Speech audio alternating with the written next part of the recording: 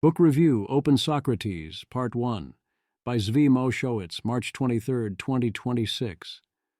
These are all important in their own way. Call it a treasure hunt and collect them all. Know thyself, the oracle. Know thine enemy and know thyself. In 100 battles you will not be defeated. Sun Tzu. You don't know me. You don't know me at all. Lisa Loeb, you don't know me. Just one word. Are you listening? Plastics. The Graduate. And Alexander wept, seeing as he had no more worlds to conquer. Someone guessing. I didn't know I had permission to murder and to maim. Leonard Cohen. But that's not important right now. Leslie Nielsen. A foolish consistency is the hobgoblin of little minds, adored by little statesmen and philosophers and divines. Ralph Waldo Emerson. When the facts change, I change my mind. What do you do, sir? John Maynard Keynes. Now we're talking price. Winston Churchill. Think for yourself, schmuck. Hagbard Celine Illuminatus. Have you forgotten doublethink? George Orwell, 1984. You are trying to solve the wrong problem using the wrong methods, based on a wrong model of the world derived from poor thinking, and unfortunately all of your mistakes have failed to cancel out. Eliezer Yudkowsky. If you want it done right, you gotta do it yourself. Spider Murphy, plus Henry Bullinger in 1541. Prove me wrong, kids. Prove me wrong. Seymour Skinner. The hardest thing to do in this world is to live in it. Buffy Summers. If nothing we do matters, all that matters is what we do. Kate Lockley. What, like it's hard? Elle Woods. This is your life, and it's ending 1 minute at a time. Tyler Durden. When the dust covers the sun, and all you hope for is undone, will you turn and say, nothing ventured, nothing gained. It was all for love, so love is to blame. Dido. Love to blame. Shut up and drive. Rihanna. The art must have a purpose other than itself, or it collapses into infinite recursion. Eliezer Yudkowsky. If you go looking for something specific, your chances of finding it are very bad. Because of all the things in the universe, you're only looking for one of them. If you go looking for anything at all, your chances of finding it are very good. Because of all the things in the world, you're bound to find some of them. Darryl Zero, Zero Effect. What are you talking about? There aren't any good guys. You realize that, don't you? I mean, you realize there aren't evil guys and innocent guys. It's just a bunch of guys. Arlo, Zero Effect. There may not be 1,000,000 to 1 chance, but I'm sure there's at least 1,000,000,000 to 1 chance. Charlie Brown. Play ball. Lucy, responding to Charlie Brown. Hands chip the flint, light the fire, skin the kill. Feet move the tribe, track the herd with a will. Mankind struggles in the cellar of history. Time to settle down, time to grow, time to breed. Plow tills the soil, plants the seed, pray for rain. Scythe reaps the wheat, to the mill, to grind the grain. Towns and cities spread to empire overnight. Hands keep building as we chant the ancient rite.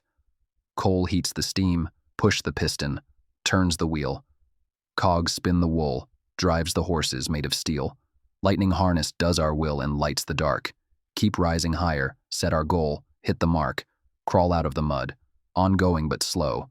For the path that is easy ain't the one that lets us grow. Light, push the sails, read the data, cities glow. Hands type the keys, click the mouse. Out we go.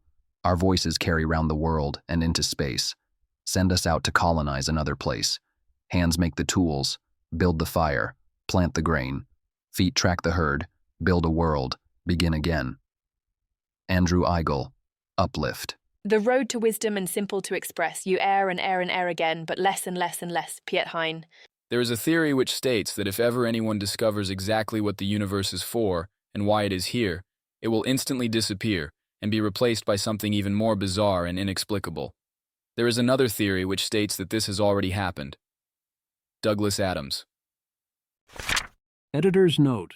This was a tough one to write. There was something to disagree with on every page. This ended up being crazy long, but even so I made quite a lot of cuts, including in exactly what parts to quote. This could have easily ended up being longer than the original book if I had let it. The original book returns to many subjects several times. I tried to organize my responses to group similar statements together while preserving dependencies. But this is tough. I try to not duplicate my objections more than necessary, but in some places this is one of those I did not have time to write a shorter response situations. I am not a formal philosopher. I am presumably going to say a lot of stupid things, including things with known strong refutations, or that most philosophers otherwise think are dumb. I'm not entirely comfortable with this, but I strongly believe that any true philosopher, and especially Agnes, would tell me not to let that stop me. The point is not to always be right, the point is to have the argument, to inquire exactly in the spirit of the enterprise. And if it turns out that the day I wrote that part I was being stupider than usual, then sorry about that, my bad. Also, in the spirit of the original book, in many ways large portions of this were written as a response to one particular person, rather than primarily for a general audience. I am not making a strong bid that you, a different reader, need to read all or any of this. I offer it in case you find it relevant to your interests. Some people should read this, but let me be clear. There is a large chance that this is not you, in which case that is totally fine, and you can and should stop here and take these 2 days off. Later, for length, I sometimes start saying, I disagree that X without quoting where Agnes says X. I hope I make things clear via context. My hope is, by using this as a springboard, I can illustrate my philosophy of thought. Besides, who doesn't love a good argument? A difference of opinion. I hate Socrates so much. For so many reasons. What a schmuck. As much as I hate Socrates, Agnes Callard loves Socrates more. Probably. Oh my, does Agnes Callard love Socrates. She wanted to be Socrates. She wants to do Socratic things all day. She married someone who goes by Aristotle.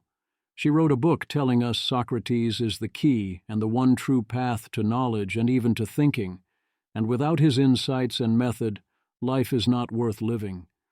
I have never read a book in which I have disagreed as strongly with as many claims and arguments as I did here. Whereas when I actually had the opportunity for a few days to spend mornings at Lighthaven chatting with Agnes Callard in person, doing the thing, that was wonderful. She was wonderful. I was thinking it is such a shame one gets to do this so rarely, or so well, which also highlighted in many ways how that experience was different from what the book actually lays out. What we were doing felt like the way, whereas what this book lays out, in so many aspects, not the way. When I reviewed Nate Silver's On the Edge, it was very much a story of yes and. I took what he'd written and there were disagreements, but mostly I built upon it. This is going to be a no, you fool. A huge percentage of the quotes are, to my view, Agnes Callard being wrong in her book, and it's time to bring it.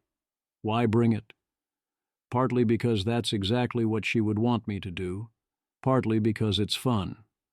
Mostly it's because we are in the midst of teaching the sand how to think, and rapidly nearing humanity's final philosophy exam and its how to think exam. We cannot leave this one to the professionals. I've seen their work.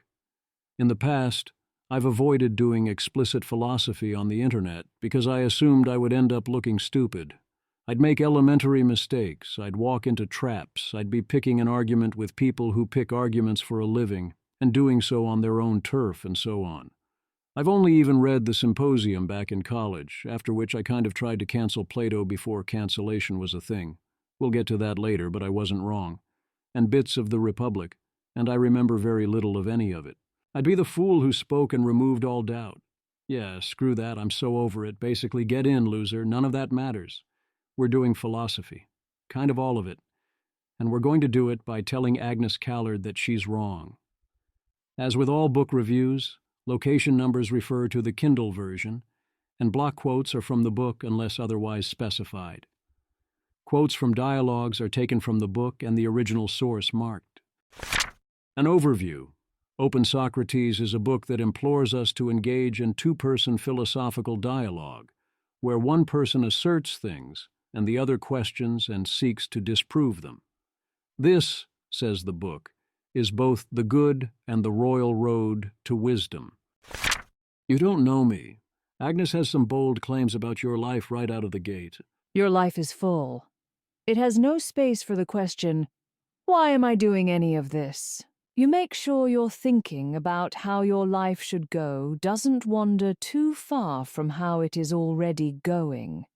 You appear to be afraid of something. You usually act based on cached answers and justifications, which is what you absolutely should be doing in most individual moments. You could uncache your answers at any time. People rarely do so. I don't think most people lack the time. We don't want to do that. She asks why you haven't done that. What are you, chicken? What are you afraid of? I think most people are rightfully afraid it will make their lives worse, or that it won't make their lives better, and they won't enjoy doing it, that it's a waste of time. And indeed, she confirms that very answer right away, in her own chosen example. Untimely questions. There's no perfect time to properly define and address the concept of untimely questions. I'm pulling this forward a bit. The kinds of questions Tolstoy warned us against asking form a special class. I call them untimely questions. Untimely questions are marked by the fact we need answers to them before we are prepared to ask them. The reason why you can't ask yourself untimely questions is that you think you already have the answer to them, and the reason you think you have the answer is that you are using the answer. It is more than that, or rather something more precise. The problem with an untimely question is not merely that you need to choose a functional answer to operate under before you can ask the question yourself in some more think-about-it-yourself sense. The true problem comes when the act of investigating the question further is incompatible with continuing to rely on the previous answer, and you actively need to rely on that answer until you have a new one. The answer is load-bearing to well-being or proper functioning.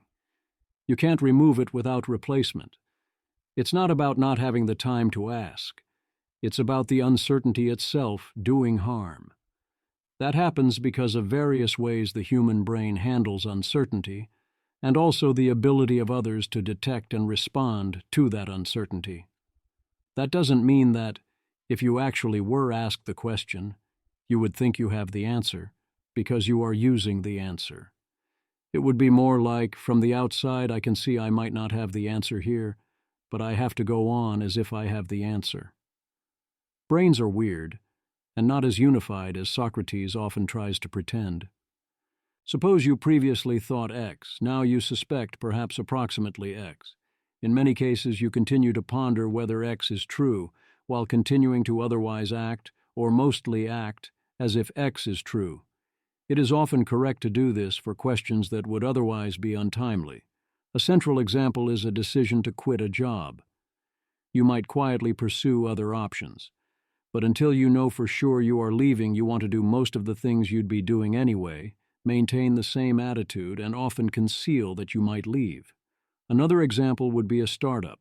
You need to act as if you have confidence in your success, while also facing the reality of the situation and deciding whether to pack it in or pivot or panic, and planning to avoid true ruin if you fail. Thus, I think this description here is subtly wrong. I believe that Tolstoy identified a special class of question that I am going to call untimely questions. An untimely question is a question that comes at the wrong time, namely, after it has been answered. Untimely questions are remarkable, not only because they are hard to answer, but first and foremost, because they are hard to ask. And they are hard to ask not only because it is hard to pose them to others, but first and foremost, because it is hard to pose them to oneself. It's fine for a question to come after being answered. That doesn't have to make them untimely.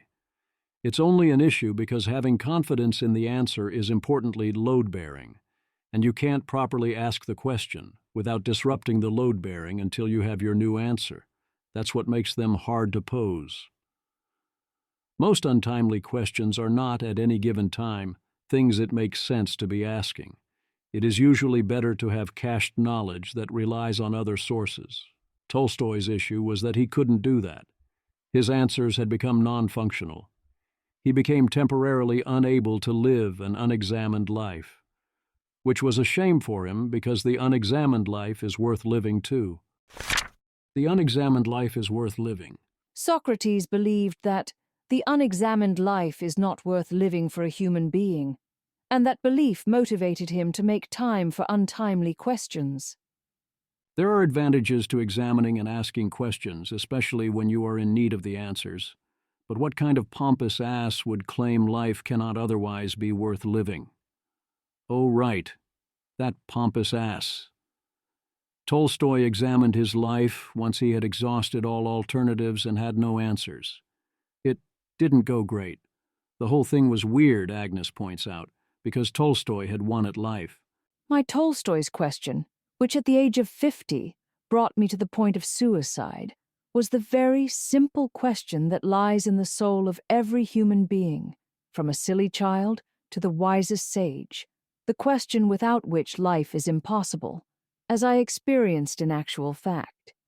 The question is this: what will come from what I do and from what I will do tomorrow? What will come from my whole life? The natural explanation for why someone thinks their life is going badly when it gives every outward sign of going well is that there is something off with the part of the body whose malfunctioning characteristically escapes the mind's notice: the brain. But when it comes to Tolstoy, we are in an awkward position to draw these conclusions. The explanation is Tolstoy got tired of too much winning, or more precisely, he got to the you win screen at the end of the game. A person moves through life by envisioning positive outcomes either for herself or those around her, and working to bring them about. If there is nothing that could happen that would satisfy you, motivational collapse ensues. The fact that Tolstoy could face such a collapse is an alarming indictment of the very concept of success, since very few human lives have been characterized by more substantial success than Tolstoy's. Tolstoy's life came to a halt after he had written and been recognized for War and Peace and Anna Karenina, and, more generally, when his life was going just about as well as it could possibly go for a person. Or more classically, and Alexander wept, seeing as he had no more worlds to conquer. Not that I've read Tolstoy's Confessions, but it sounds like that was Tolstoy's actual problem. He no longer had anything to strive for. That's not an indictment of striving, only of his definition of success. I kind of wrote an entire book about not getting trapped obsessing over the wrong kind of success, including that fully winning still sucked. I certainly sympathize. Alternatively, I mean, the dude was depressed because he had a chemical imbalance? It happens. He's a Russian novelist, and he no longer had sufficient distractions. I notice the contrast with the way Agnes portrays it. Tolstoy's crisis was caused by his inability to answer certain questions.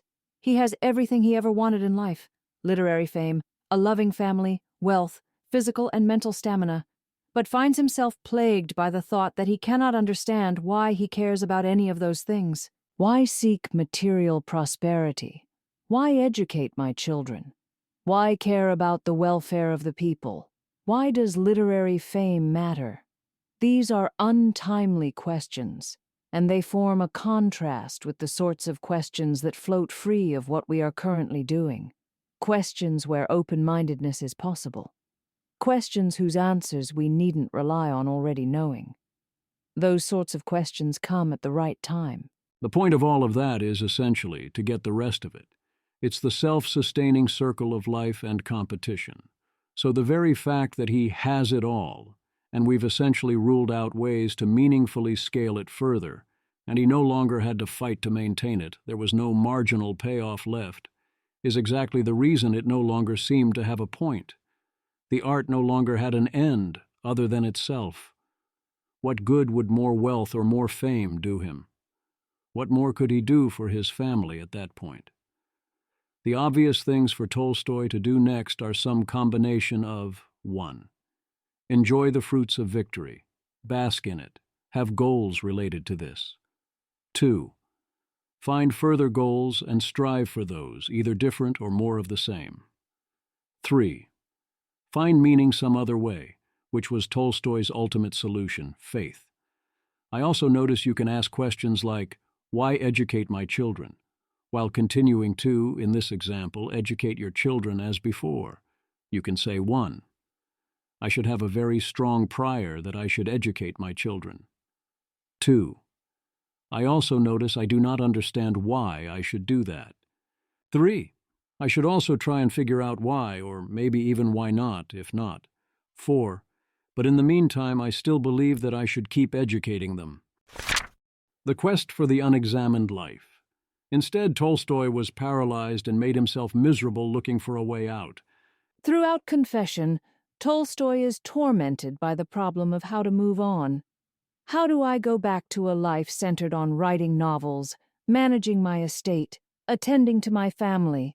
How do I go back to anything I could have previously recognized as life? He cannot answer, and the result is that he becomes convinced of the need for suicide. By his own lights, what Tolstoy discovered is that the examined life was not worth living. Although he found an escape from these questions, and from suicide, in religious faith, Tolstoy is clear that faith is a way of setting them aside, not an answer to them. Let Tolstoy should write novels, manage his estate, and attend to his family be X. Tolstoy isn't questioning X. He still knows X is true. What he doesn't know is why X remains true for him. He can no longer successfully cache the belief that X in a load-bearing, functional way. He realizes that believing approximately X would go really badly, and that everyone around him asserts X. One could say, hence, I believe X. Indeed, that is why most of us believe most X's. Alas, in this case, he finds this insufficiently persuasive to believe X in a load-bearing way. He realizes this is a problem. He sets out to fix it, whether by figuring out why or otherwise. Before, Tolstoy had the benefit of civilization's previous work figuring out how to live in the world and care about it and do the dumb things you gotta do. The question of why, of what's my motivation here, was what Agnes calls an untimely question, because his actions depended on having an answer. But yes, that's the point. You really actually do need to have a functional, practical answer to all in-context untimely questions in order to live life, do the thing, score the victory points. That's what makes them untimely. Not unanswerable, but untimely. That's why they're not important now. Agnes says that Tolstoy discovered the examined life is not worth living. That is indeed exactly the opposite of the Socratic thesis. But I don't think that's right.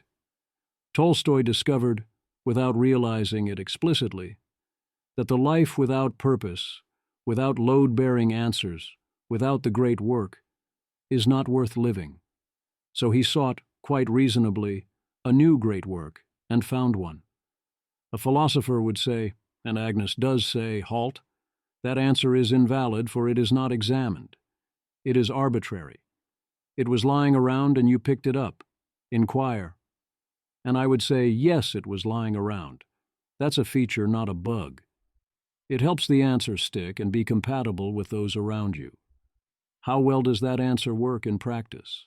It might well work great. The point of examining it is if you suspect it won't work or isn't working, or it isn't accomplishing what is necessary, or if you think you might find one that works better or that accomplishes something more valuable, or you could improve it, or if you see other value in inquiring. Indeed, one could say that the whole reason we make these questions so hard to ask is that we have realized how badly it typically goes when people ask them. If it strikes you as somehow brutal and uncaring, that Tolstoy is willing to countenance such thoughts as, why should I care about my children, and so the peasants are suffering, what's it to me?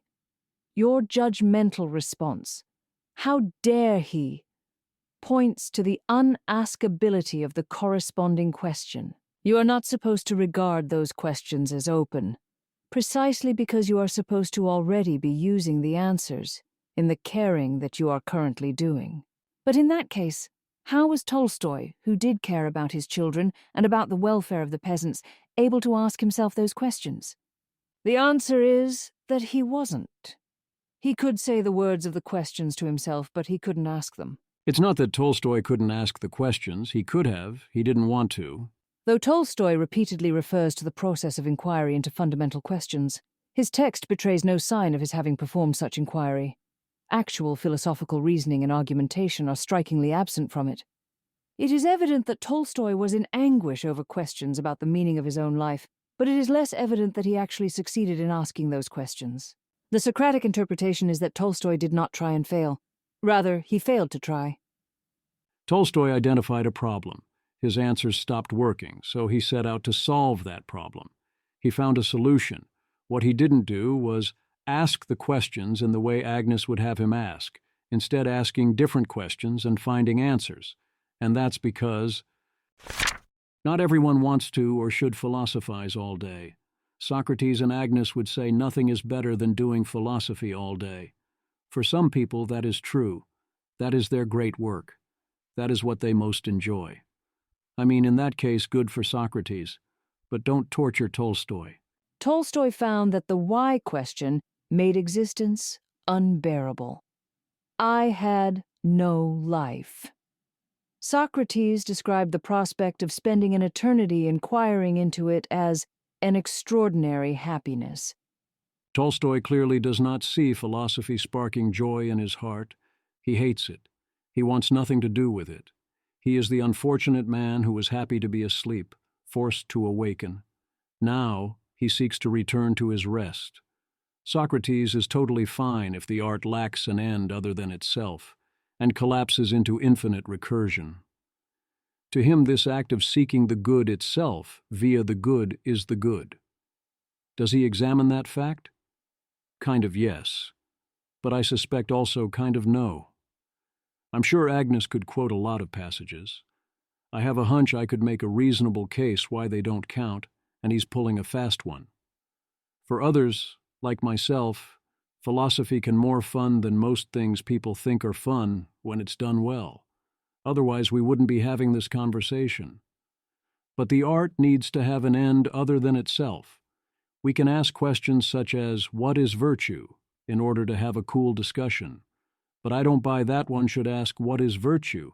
Because seeking knowledge like this is inherently the good.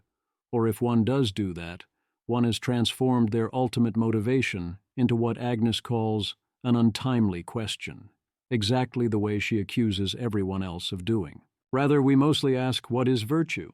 Because we need to figure out how to actually have virtue, or help others have virtue, or make the AI have virtue. Like so many before us, the goal of the philosophy we do is to take the question we are working on out of philosophy and into some other field. I'm not mad at Socrates for spending his time that way, although see implementation details. I am, however, mad at him for claiming that this should be such a happiness for everyone, and that nothing else could be such a happiness, and indeed everyone not doing this was doing bad and should feel bad, such as Tolstoy. The Seinfeld Fallacy. The Seinfeld Fallacy is one I have lived and know well. The inability to set aside the examination of life in order to actually live and enjoy it, or accomplish. Taking life 15 minutes at a time is a Tolstoyan strategy.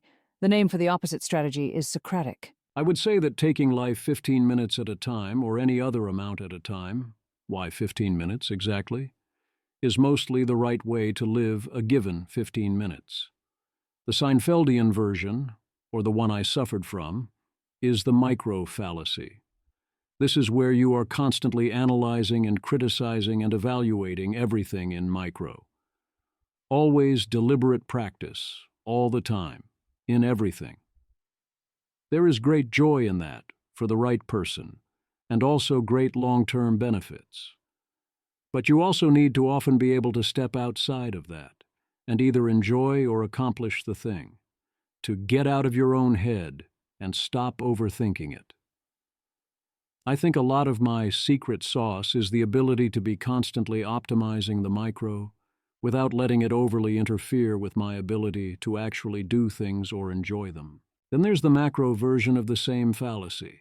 I've known many people who suffer from that too, where you spend all your time and energy thinking about abstractions and what to do and why, in ways that don't ultimately lead to action, where your abstractions aren't agentic and you can't set them aside. Either they're too distracting or they leave you unmotivated. Socratic life strategy or moral theory, as described in Open Socrates, is indeed the opposite of the Tolstoyan strategy. It never sets out and faces the moment and does the thing. It suffers from the macro fallacy and potentially also the micro fallacy.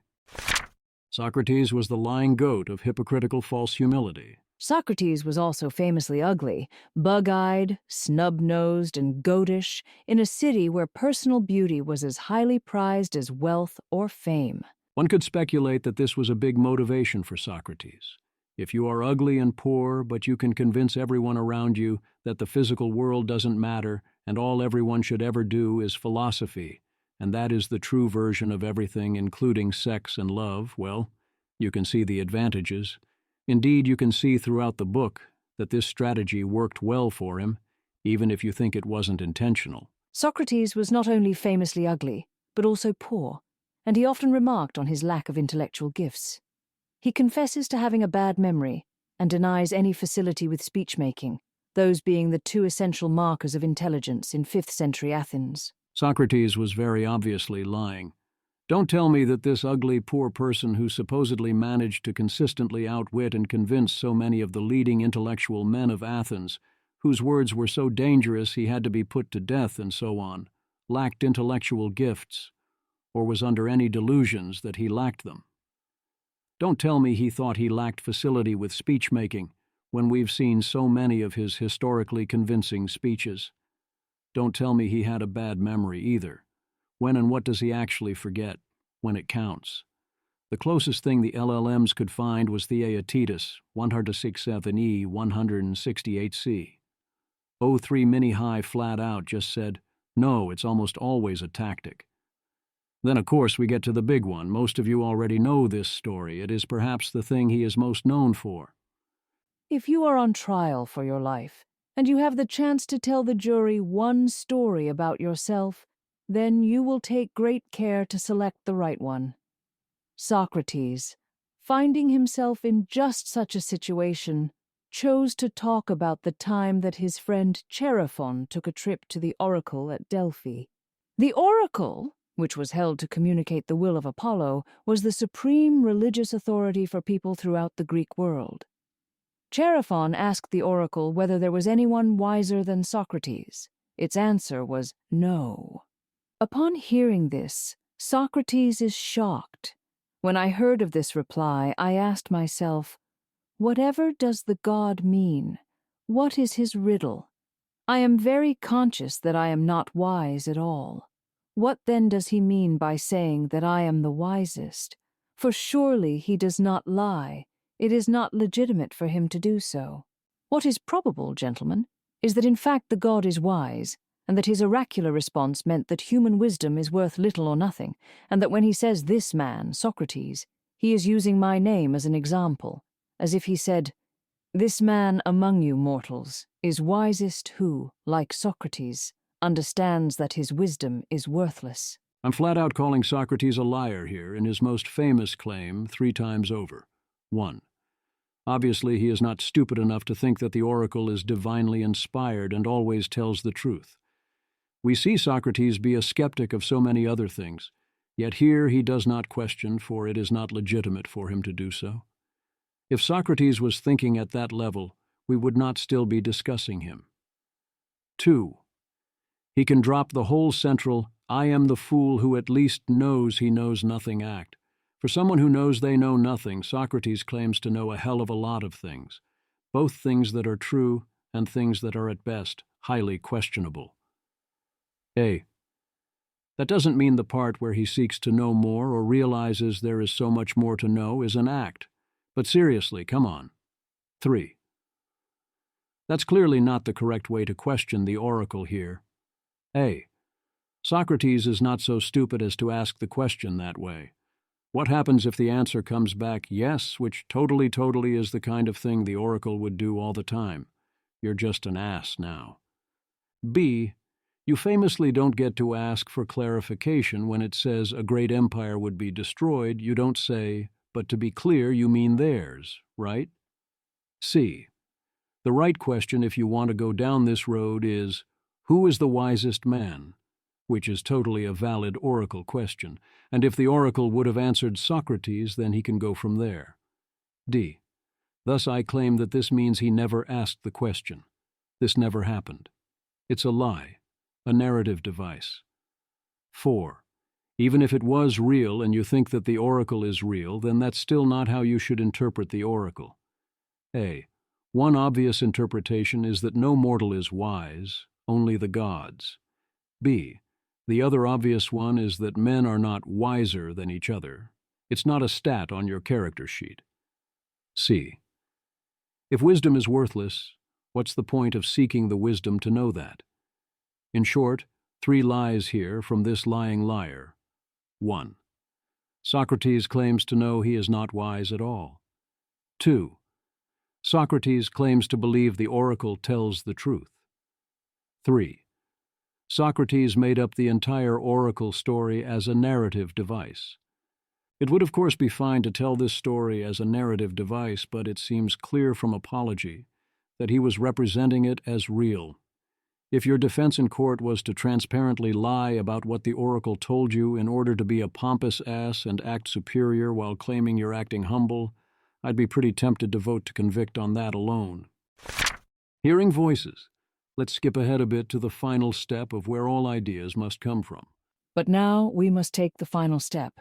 Where did the Epicureans and the Stoics get their ideas? Like Keynes's madmen, they, too, heard voices. The Epicureans heard the voice of the body as it screams out to us in the language of pleasure and pain and demands that we promote and protect and serve it. The Stoics heard the voice of the group when it draws each individual's attention to the fact that she is part of a larger community and demands that she regulate her behavior accordingly. The predicament of the anti-intellectual is worse than Keynes recognized. He is the secret slave of not one but 2 masters, and these masters are at war with one another. Russell would be proud. I am a true philosopher, thus free. You hear a voice? He is a secret slave to 2 masters. One could go on and say one is the slave of limitless masters. There is no one voice of pleasure and pain or what the body wants. You've got hunger and thirst and heat and shelter and sleep and sex and watch out for that tree and so on and so forth in all variations, even if we only consider direct physical effects. There is not one voice of the community. Indeed, each person has one or many voices making conflicting demands of you, and you may sense some collective voice as well. Then there are clearly other voices, even if one is not an intellectual. People have all sorts of other needs and desires that are not directly either of these things, and so on. Or those non-intellectuals can take on some almost arbitrary other agenda, whether or not they themselves have thought it through or would endorse on reflection. It turns out such people actually have things they value and deeply care about, and goals they want to achieve, and often they're not that closely tied to either voice. It's so weird to say that one is a slave to these voices, or to claim that it is those who do not intentionally embrace one in particular who are the slaves. If anyone is a slave here, the closest thing would be the Epicureans. One could instead simply call all of this information, or preferences, or training data. I notice I have preferences. I notice that some things make my physical experience better or worse, and other things make my community better or worse off, and other things impact various other things I care about. I then choose how to respond to that information.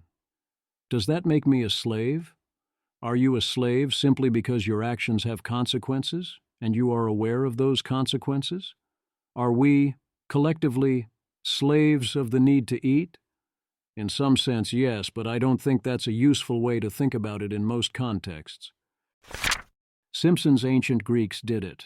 Another classic thing philosophers do is claim credit for things because they got there first, or at least published first. They claim your ideas always, or almost always, have to come from somewhere, by which they mean someone. Where do the philosophers get their ideas? The answer is other philosophers. The later revivals of these 2 traditions have been very successful. Utilitarianism and Kantianism continue to underwrite our lives to this day. I mean, sometimes, sure, but it can't be turtles all the way down. You can, actually develop new ideas, or rediscover on your own old ones, or listen. English economist John Maynard Keynes, 1883 to 1946, famously claimed that anti-intellectuals are more intellectual than they realize. Practical men who believe themselves to be quite exempt from any intellectual influences are usually the slaves of some defunct economist. Madmen in authority, who hear voices in the air, are distilling their frenzy from some academic scribbler of a few years back. That quote always irks me. The phenomenon is real, all of that does have some impact, but intellectuals like to deny that anyone could actually acquire practical knowledge or heuristics in practical fashion or their own thinking, either themselves or over the generations. There are only so many ways to think well, the same way there are only so many chess openings. That doesn't mean AlphaZero owes a debt to one Roy Lopez. Agnes lays out 4 different schools of thought on how to make decisions. This is her summary of the 3 that aren't hers. There are 3 main strands of ethical theorizing in the West. The first is Kantian ethics, also known as Deontology, or, in one of its currently popular forms, contractualism.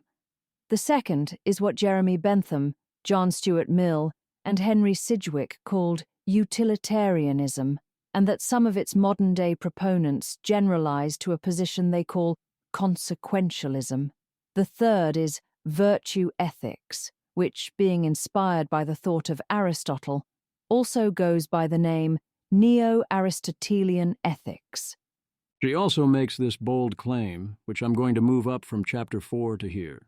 Common sense distinguishes between what justice demands and what is personally advantageous. Although it is valuable to do what is just, and it is valuable to do what benefits oneself, everyday intuition says that these 2 values do not always overlap, and one can be torn between them. The surprise is that not only does Socrates disagree with common sense on this point, but so do all the other ethical theories described above. I think that's not only actually false, it's false for all 3 baseline ethical theories.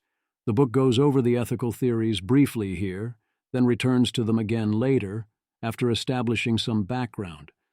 I don't think the background requires the theories beyond what my readers already know, so I'm going to move my explanations of the 3 traditional theories to later when I discuss chapter 4.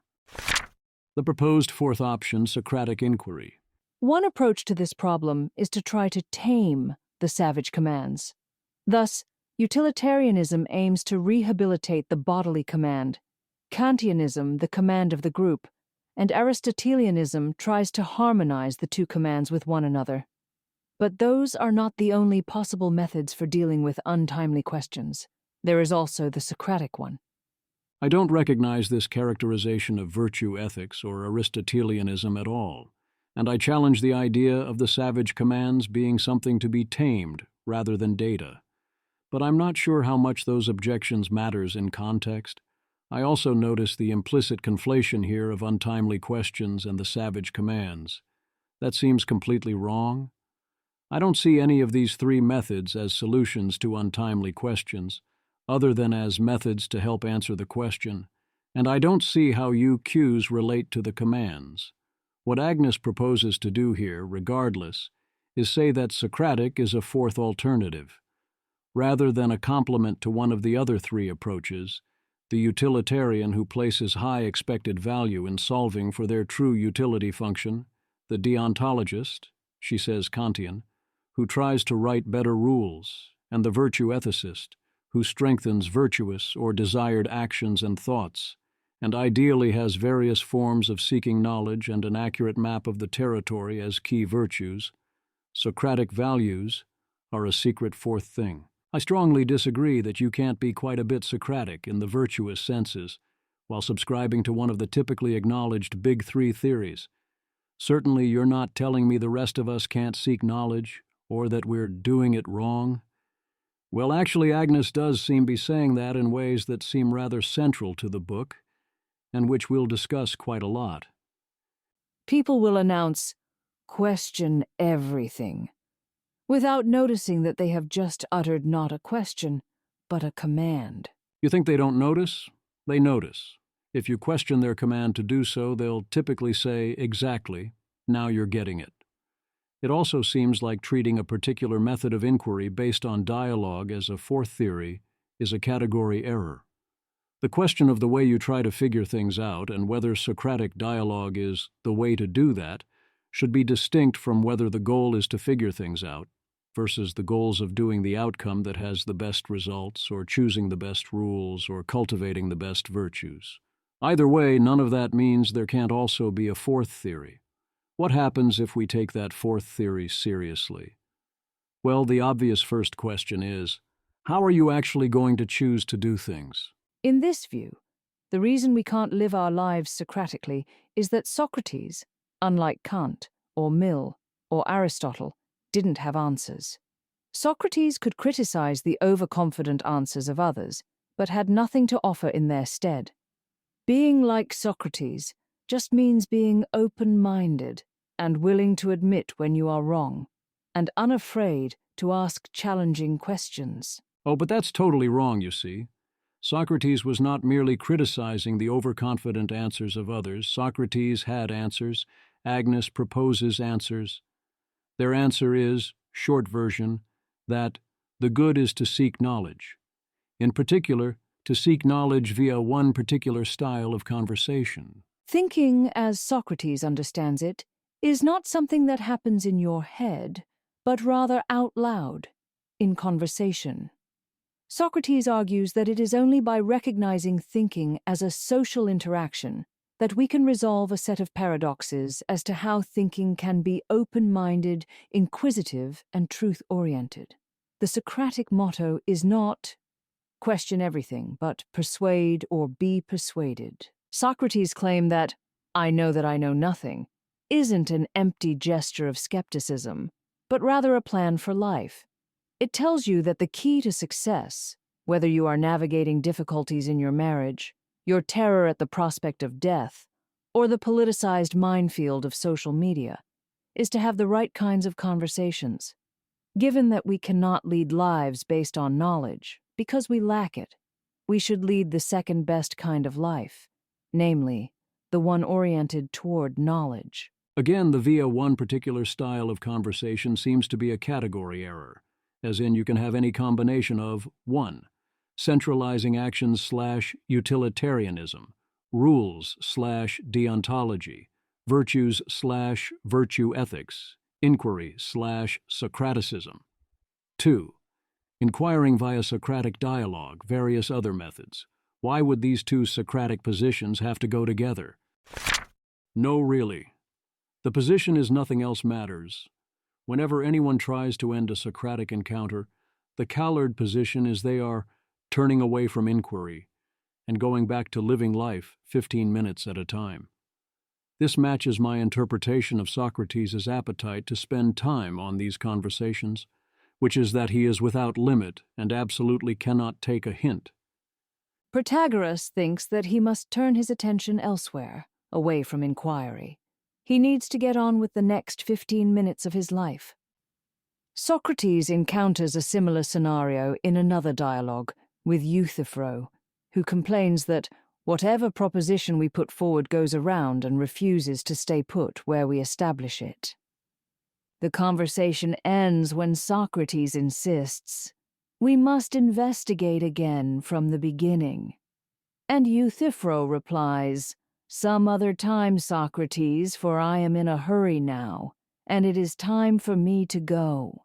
Socrates thinks that his circumstances call for inquiry, whereas his interlocutors are inclined to cut off the inquiry and move on with their lives. As Socrates sees it, by preemptively closing the questions, they consign themselves to a lifetime of wavering. Of course, Socrates thinks that the circumstances call for inquiry. He always thinks every circumstance calls for inquiry. Grok tried to come up with scenarios where he wouldn't or didn't, and I find them entirely unconvincing or trivial. Its first chosen example, hilariously, is divine pronouncements from the oracle at Delphi, and not only in his story did he inquire as to what that supposed pronouncement meant. If there's one thing you should definitely do inquiry about it, is pronouncements from the oracle at Delphi. At some point, life is going to beckon. And also, at some point, well, this Socrates guy is really annoying and will keep going forever if you let him, until he gets you to the conclusions he wants. If you never end a conversation, eventually everyone else will have to end them for you. And then when they turn away from you, You say that means a lifetime of wavering. Perhaps it instead means a lifetime of sometimes doing things. Agnes does notice this. And yet, what is surprising about these conversations is not the fact that the interlocutor is eager to rush off at the end, but that they stay as long as they do. Likewise, though Socrates is eventually put to death for his philosophizing, it is amazing how long he is permitted to spend doing exactly that. He reached the ripe old age of 70. The story of Socrates is mostly the story of people putting up with the treatment described above. I'm not that impressed that he survived to the age of 70. It takes really a lot to get put to death for doing philosophy in ancient Athens. To our knowledge, no one else ever pulled it off, unless you want to count the convictions of Anaxagoras, Protagoras, or Diagoras, or the charges against Aristotle, but none of them died or really count, given their contexts. Socrates had to make quite an effort, including at and after his trial, for it to actually happen. He was one of the most interesting things going on in Athens at the time. It's not like there was anything good on TV. It is, however, impressive that the individual conversations go on as long as they do, if you think these were largely real conversations. The interlocutor eventually rushes off because Socrates has no interest in reading the room or letting practical considerations matter, and letting them leave any other way, and also because Socrates never plays fair. Yet he gets them to stick around for quite a long time, even with a lot of dramatic license and also a lot of selection. Presumably people who didn't put up with this didn't make it into the dialogue collection. It's still quite something. The war on wavering and nebulosity. Wavering is often good. You should waver. The point of inquiry isn't to establish fully confident beliefs in universal principles for the relationship of nebulous terms expressed in human language. It's to make progress, to change one's mind, to figure things out, and to waver.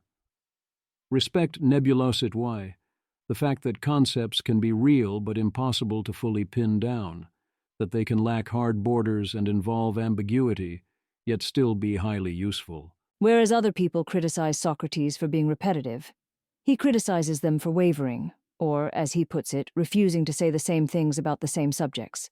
What he says are the same subjects would blow your mind.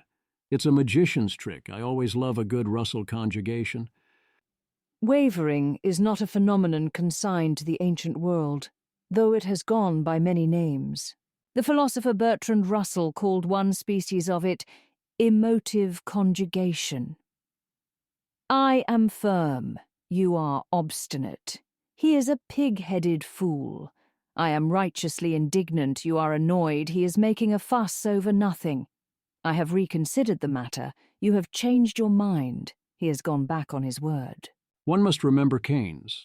When the facts change, you change your mind, including when the facts are brought to light or thought about in a new way. The idea that someone could fully understand concepts like justice or virtue or what is admirable and contemptible, good and bad, and advantageous and disadvantageous to the point of being unwavering and entirely logically consistent while answering maximally challenging questions, all in real time, is absurd. Lao Tzu, the Tao that can be named is not the eternal Tao. What's even more absurd? Telling someone that if they fail that standard, then they don't know about the topic. Socrates, well then, you tell me that you're wavering about what is just and unjust, admirable and contemptible, good and bad, and advantageous and disadvantageous. Isn't it obvious that the reason you waver about them is that you don't know about them? By that standard, no one knows about any of these things. Of course, I don't have a full classification system of what is good and bad, and advantageous and disadvantageous. And that also stands up with logical consistency to every metaphorical comparison, even if Socrates wasn't twisting them around. It is so backwards and bizarre that Socrates is claiming that wavering would, to that extent, ever be stopped by inquiry. Perhaps that is because his goal is often to trick people into forming certain beliefs. Consider the difference between tribalism, which always references something we don't like, and loyalty, which is what we call the same phenomenon when we approve of it. Likewise, consider how we applaud someone's behavior as cooperative, when we like the fact that she is doing what works for others, and reject her behavior as conformist when she's once again doing what works for others. But this time, we happen to dislike it. Those who risk their lives for a cause they believe in count as courageous to those who also believe in the cause, whereas disbelievers are likely to say these people are fools or indoctrinated. This is an attempt to draw sharp distinctions and in other places draw sharp equalities that do not apply. If I had to roughly intuition pump, I'd say 1.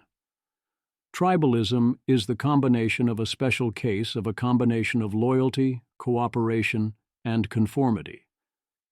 It is not always bad, nor is loyalty always good. 2. Cooperative means working together for a common goal.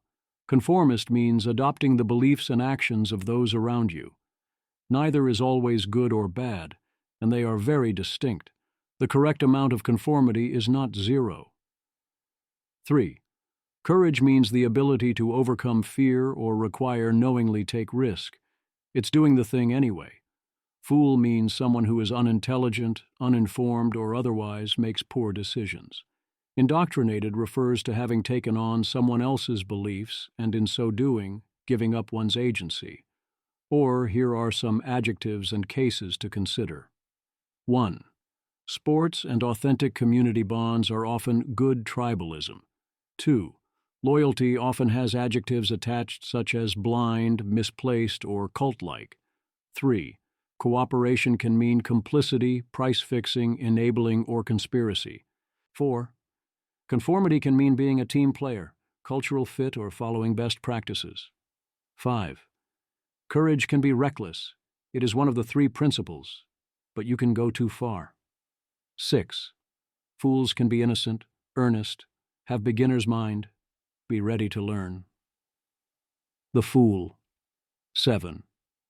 Indoctrinated can mean being properly trained, grounded in fundamentals, or absorbed into a new group and so on. Some of us call spades spades either way. Do these items bleed into each other? Do people attempt to frame things as one rather than the other in order to claim they are good or bad? Oh, sure, all the time. People are constantly playing association games to shift and signal approval. That doesn't mean there is nothing else going on. This is largely distinct from a different form of wavering described here.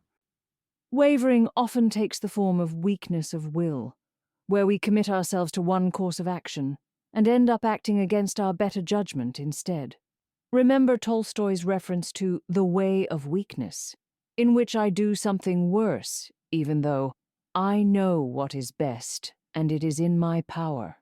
We say we know that we should exercise more and spend less time on our phones and be nicer to our parents and keep our kids away from video games and eat more vegetables and read more novels and be more conscious about our consumption choices and so on and so forth, but quite often we don't act in accordance with this supposed knowledge. Instead, we act exactly as people would act who didn't know those things. The part after the dash is overreaching, but yes, this is a common phenomenon.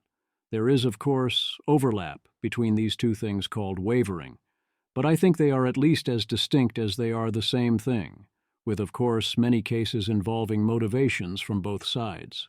And equating them together is, again, part of the central magician's trick. Most of the time, when we waver, we don't notice that we are wavering. We become adept at avoiding having to acknowledge our wavering. We rationalize. Socrates does the opposite, where he not only says one should never waver, he declares all sorts of other things that aren't wavering to be wavering, because the person involved can't properly make explicit the factors involved in reaching different conclusions under different circumstances. Living your best life. We can live a life based on knowledge. Indeed, we could hardly live any other way. What we cannot do, at least for the next few years, great things in AI are afoot, is live a life based on complete knowledge. Would a life based on complete knowledge be the best life if by knowledge we mean all that could be sought Socratically, so this means not only facts but full understanding? One could argue no, because with complete knowledge one could not then seek knowledge or ever be surprised, and one suddenly has the ultimate version of the Tolstoy problem. People are rightfully very worried about this issue. It's terrifying. Yes, your AI can probably help you find the solutions, but what if there isn't one? Or at least not one that we would like on reflection. What you cared about was the exercise of vital powers, the striving to learn and better yourself and compete and emerge victorious. And now you weep, for there will be no more worlds to conquer. There's no art left, and also no end other than itself. What do you do if you can't track the herd, build a world, begin again? Or if it unleashes a fully Malthusian or Molochian world, including one in which you are not capable of justifying or sustaining your continued existence? I digress. I don't. Everything else is the digression, I hear Agnes cry. Inquire. I'd say we don't have that kind of time, and she'd say, exactly, stop saying that. The book that you are currently reading is an incautionary tale. I'm saying it anyway. That's looking like an ASI complete problem. And it only causes problems once the ASI is complete, and there really is a lot to get to. And for this current discussion, I do digress. It suffices to say that at all known margins, perhaps sometimes ignorance is bliss, but we can agree that in general, yes, we agree that more of the right knowledge, the knowledge you would choose to seek in such a dialogue, means a life better lived. I don't think that's universal or even obvious. Tolstoy would like a word after all. I do think it is true in general, sufficiently so for us to continue. The thing is, there's a lot of things that we could use more of on the margin. Why is the second best life the one oriented towards knowledge, unless it is to then live the best life, the one with knowledge? Is not the goal to gain the knowledge of the world, such that we may live in it? You explore, but also you exploit. Why would you choose an extreme point on the production possibilities frontier? Those who praise philosophy tend to take care to praise it in limited doses. Calicles, a Socratic interlocutor mentioned above, speaks approvingly of young people asking why questions, and compares philosophizing to lisping. Charming and delightful, right up until someone reaches the age for serious manly pursuits. It is common today to hear advisors to young people unwittingly echoing Calicles, praising a philosophy major on the grounds that it gives you analytic tools and critical thinking skills valued by employers. The message is, do philosophy, but don't overdo it. Yes, of course, limited doses, just like anything else. Ask your husband Aristotle, we're talking price.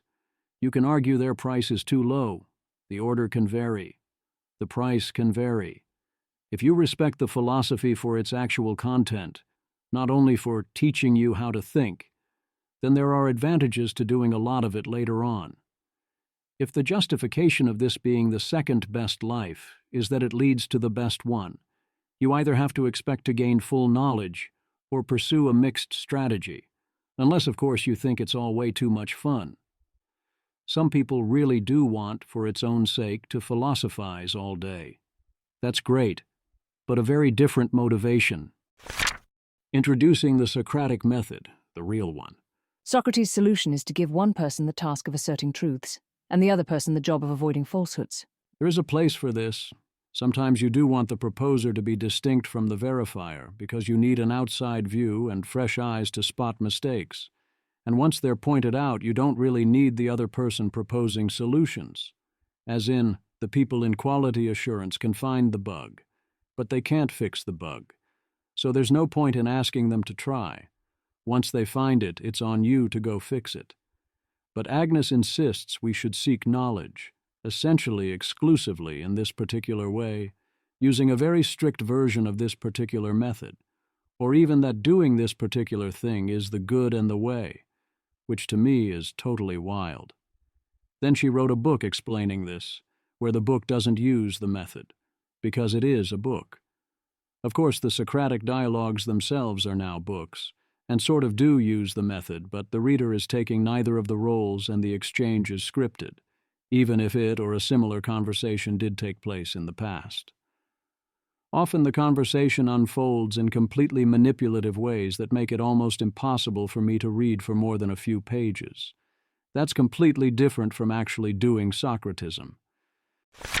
Prove me wrong, kids. Oh, sure, when Socrates says it, he's founding philosophy. When Michael Vassar says it, he has a reality distortion field and is kind of a cult leader. And he challenges Gorgias. So if you say you're this kind of person too, let's continue the discussion. But if you think we should drop it, let's be done with it and break it off. Notice that Socrates is, implicitly, making a very strong claim here. He equates being willing to continue the discussion with saying, I'm the same kind of person as you, Socrates. Only a Socrates can talk to Socrates. And what kind of person am I? One of those who would be pleased to be refuted if I say anything untrue, and who would be pleased to refute anyone who says anything untrue. One who, however, wouldn't be any less pleased to be refuted than to refute. Because Socrates understands that he is not wise, he is pleased to be shown to be wrong, and that is the kind of person he also needs Gorgias to be. For a person who is not wise, who knows nothing, and who is equally pleased to refute or be refuted, I can't help but notice he spends almost all his time refuting and very little being refuted. Indeed, he's the guy whose name is attached to the idea of making these two distinct roles and claiming he doesn't know anything or have any wisdom, exactly so that he can do all the refuting without doing any of the being refuted, and then claim that this is the road to all knowledge and wisdom. I also notice that this is some masterful frame control. You set them up so they have to admit they would be happy to be refuted and change their minds. Isn't this whole framing a little suspicious anyway? Why all this talk of refutation? Hold that thought. Socrates asserts wrong conclusions that are wrong. In Part 3, we examine that method's demands in the three areas of human life where Socrates thought our ignorance loomed largest: politics, love, and death. 2.5 millennia later, these remain humanity's problem areas. I think the method could be used to argue for essentially any conclusion you want about politics, love, and death. In general, I think the method can be used to argue for essentially anything. And I think the particular proposed answers in those later sections are rather wrong. But they're nowhere near as wrong as things Socrates says. I don't simply mean wrong as in, it turns out with 2 millennia of hindsight that this wasn't true. I mean, this was obvious nonsense, to the point where you should assert wrong conclusions are wrong and reject the claims outright and start again, realizing at some point you were the victim of some error or magician's trick. You should do this the same way that when you see a proof that 1 equals 0, but you look at it for a while and can't find the flaw, you don't say, oh, I suppose 1 equals 0 then. You should say, I know there is an error in there somewhere, even if I can't find it. The details of inquisitive living may well appear odd or downright unacceptable to us. From the Phaedo, we learn that Socrates believes in life before birth and after death. From the Symposium and Phaedrus, that he embraces a distinctively Socratic version of polyamory and rejects so-called Socratic irony.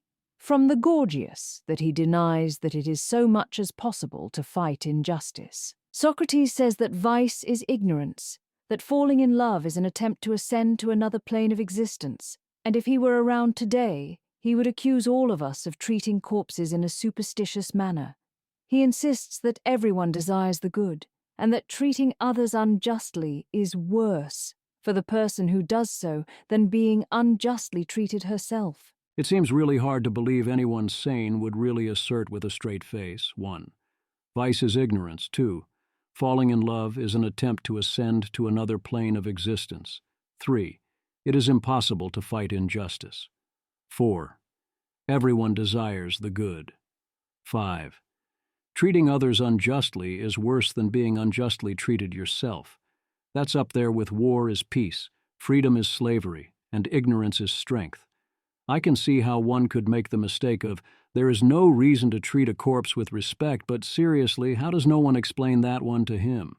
I'll get to that later. But seriously, has Socrates ever met, people? Done things in the world? Canonically, the answer is yes, but his statements raise the question.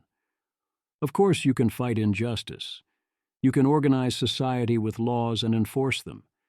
You can reward just action and punish unjust action, and make this pattern known.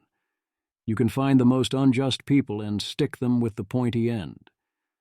The others aren't more plausible than that. Claude warned me on review I should soften the above rhetoric, that these are all major, seriously defended philosophical positions. I acknowledge that these are all major, seriously defended philosophical positions. I acknowledge that I may not doing serious engagement with the strongest forms of the arguments for those positions, although I asked Claude Opus 4.5 to then generate its strongest defense for all 5 claims, and got it to agree in all 5 cases that it was refuted one question later. So you know what? I don't care. Wrong conclusions are wrong.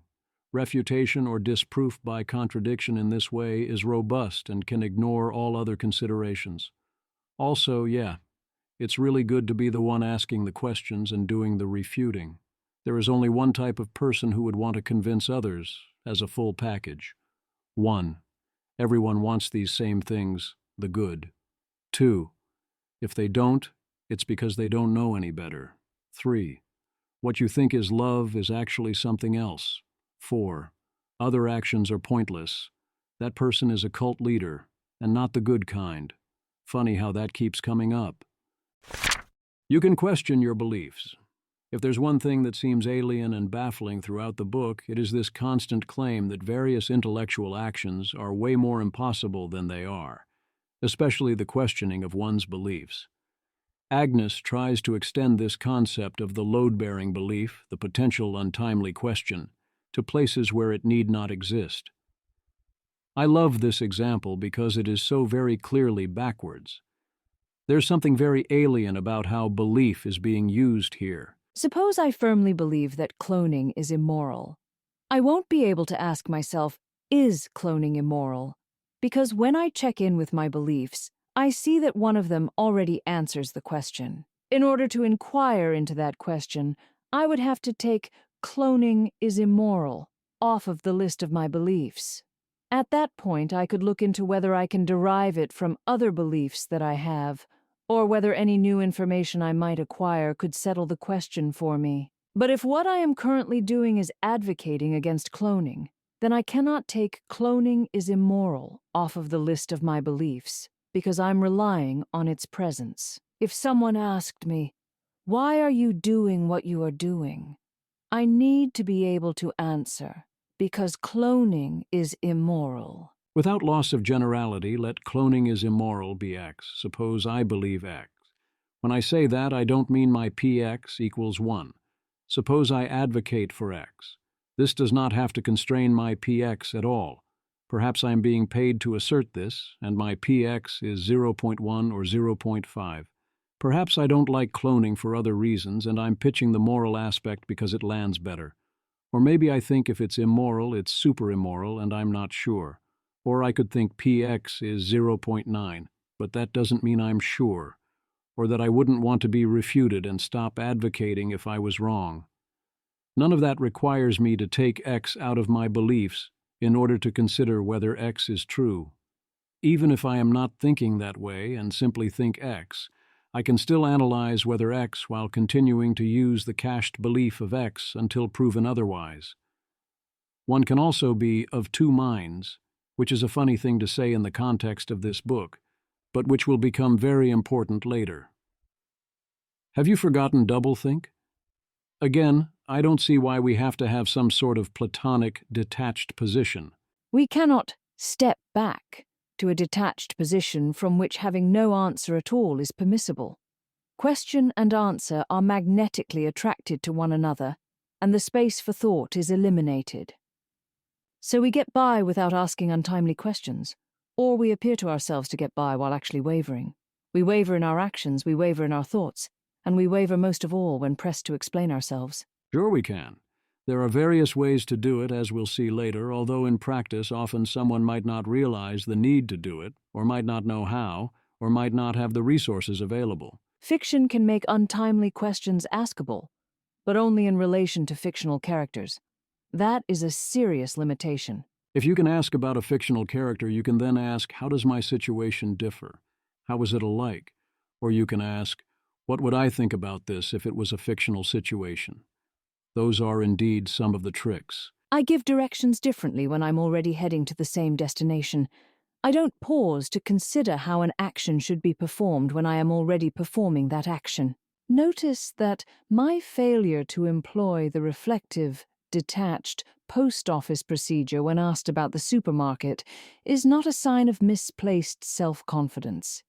The difference in how I answer is simply a function of the fact that the relevant belief is already operational. I give directions differently when I'm already heading to the same destination. I don't pause to consider how an action should be performed when I am already performing that action. Notice that my failure to employ the reflective, detached, post office procedure when asked about the supermarket is not a sign of misplaced self-confidence. The difference in how I answer is simply a function of the fact that the relevant belief is already operational. I don't get this one either.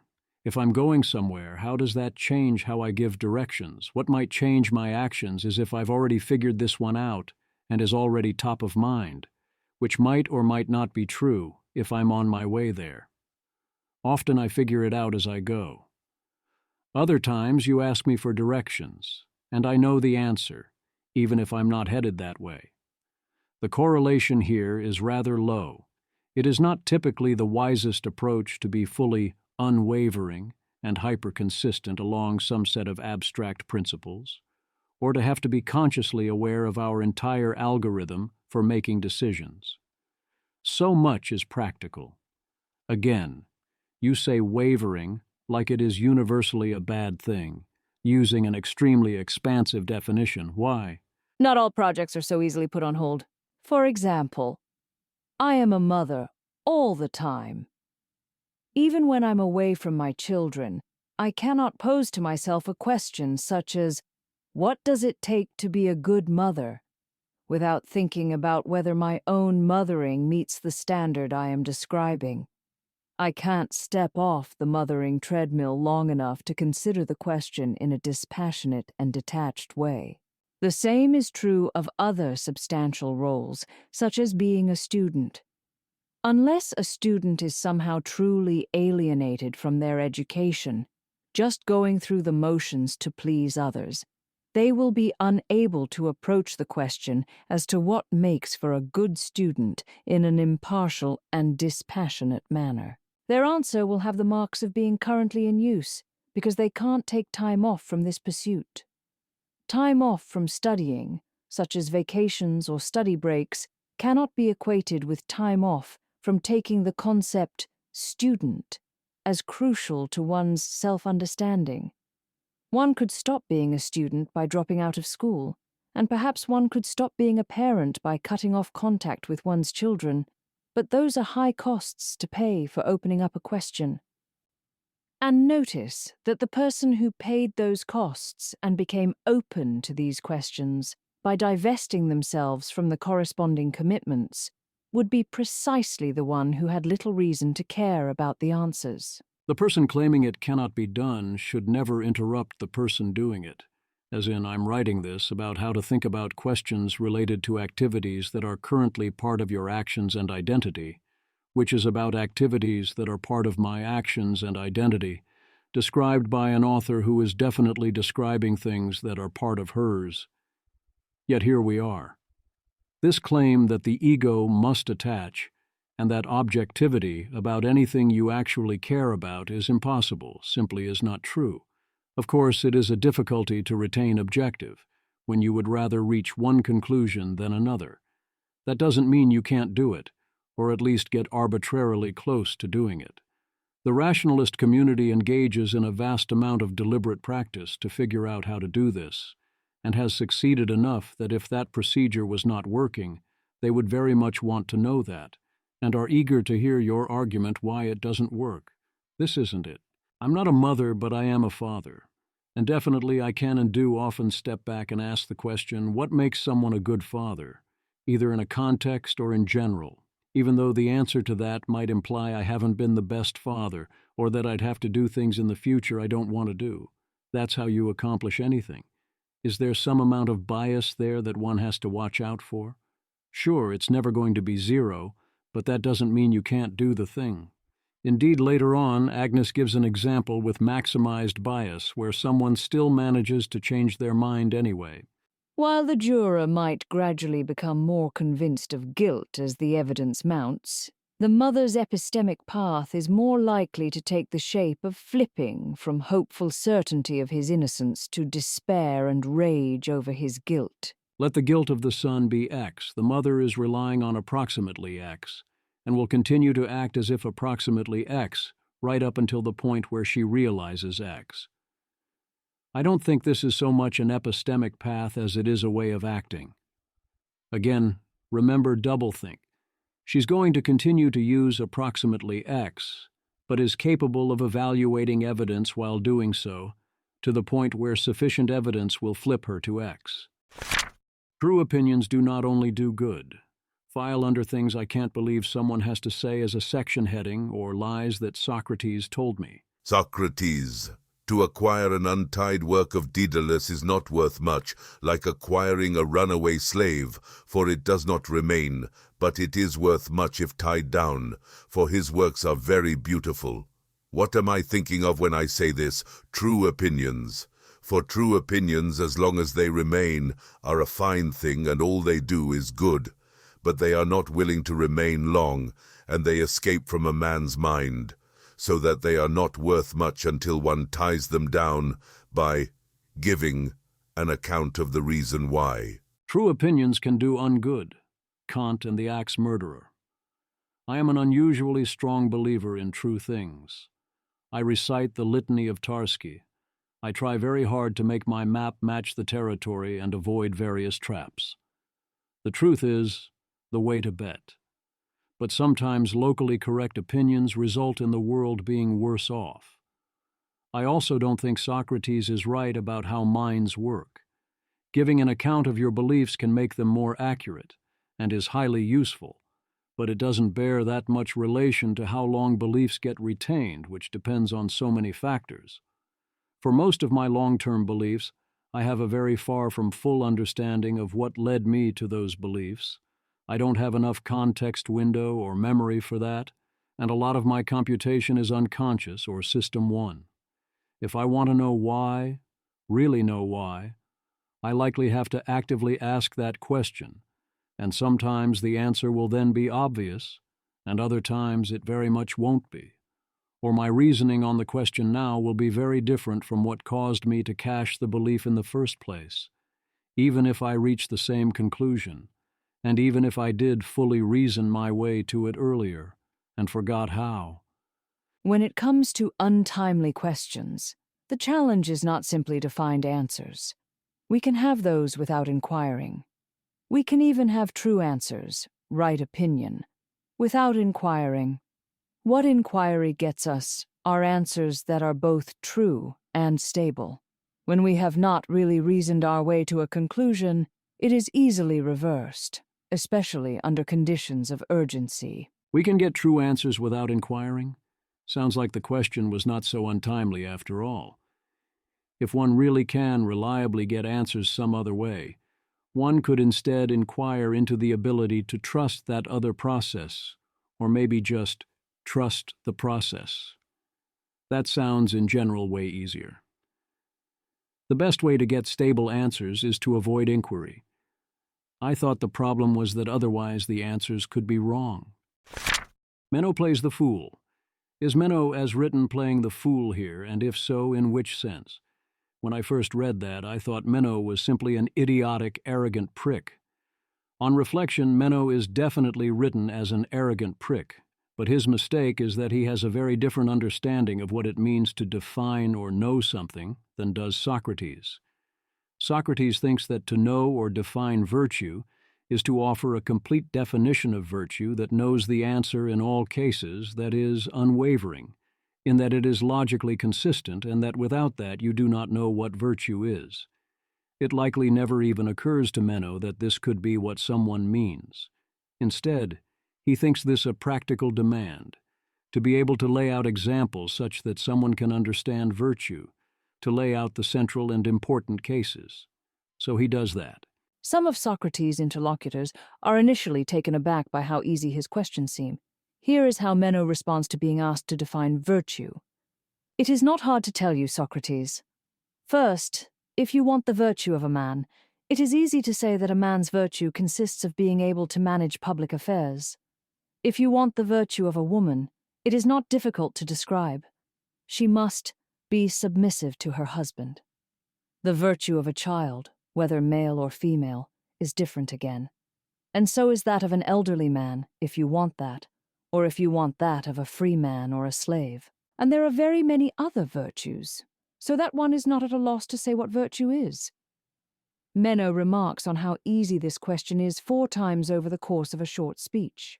Meno has not considered the fact that there must be something that all of the characters he describes, man, woman, child, slave, have in common, insofar as they deserve to be called virtuous. Notice Mayo says there are many other virtues, so Meno does not mean this is a complete list, merely that these are the central examples. Meno's actual view is reflective of the perspective that virtue is the set of things that we consider virtues, or that the set of virtues is the set of things that, when treated as virtues, leads to good outcomes, or simply, virtues represent the good, perhaps in a slightly different sense. The common element of his definition is, the various people here are doing what it would benefit those in their station and situation to do, systematically, in order that things may turn out well. Meno is not, however, aware of this consciously, and he, as written, makes the mistake many people make when challenged in similar ways by Socrates, which is to start grasping and making things up without thinking them through, while accepting this idea that his statements must be fully unwavering. This is a very strawman thing to do. As always, Socrates now has it easy. When pressed to explain what this common element might be, Meno makes a second attempt at defining virtue. To be able to rule over people, if you are seeking one description to fit them all. But Socrates immediately points out that this description does not fit those whose virtue Meno believes lies in their being ruled. The central magician's trick. Magician's tricks are even easier if Plato is writing both sides of the conversation, just saying. In the Gorgias, Socrates asks his interlocutor, an orator, to define oratory, and he says it is the most admirable of the crafts. There is a pattern to how many people respond to Socrates' questions. They first feel that the questions are so straightforward as to hardly deserve consideration, and then give answers that amount to performative self-affirmations. 1. You play on their ego, get them to overreach and claim to know things, even say you need to be their pupil. 2. Then you transform that into a claim to know far more than even they are claiming to know or need to know in context. 3. You force them to be unwavering with a bunch of statements given off the cuff while defending their egos, conflate definitions, convince them the contradictions mean they don't know anything, but they still have to hold by the logic of what they've said. 4. Then you can lead them down the garden path to whatever conclusions you wish. The gaslighting of Alcibiades. Gaslighting seems like an accurate term for take someone exceptional and convince them they are so ignorant they deserve to be a slave because they can't consistently answer unsolved deep questions in philosophy. In the Alcibiades, a dialogue we will examine in more detail in Chapter 6, Socrates takes it upon himself to draw a young, ambitious person's attention to the fact that he has never asked himself the most basic ethical questions. That failure manifests as wavering.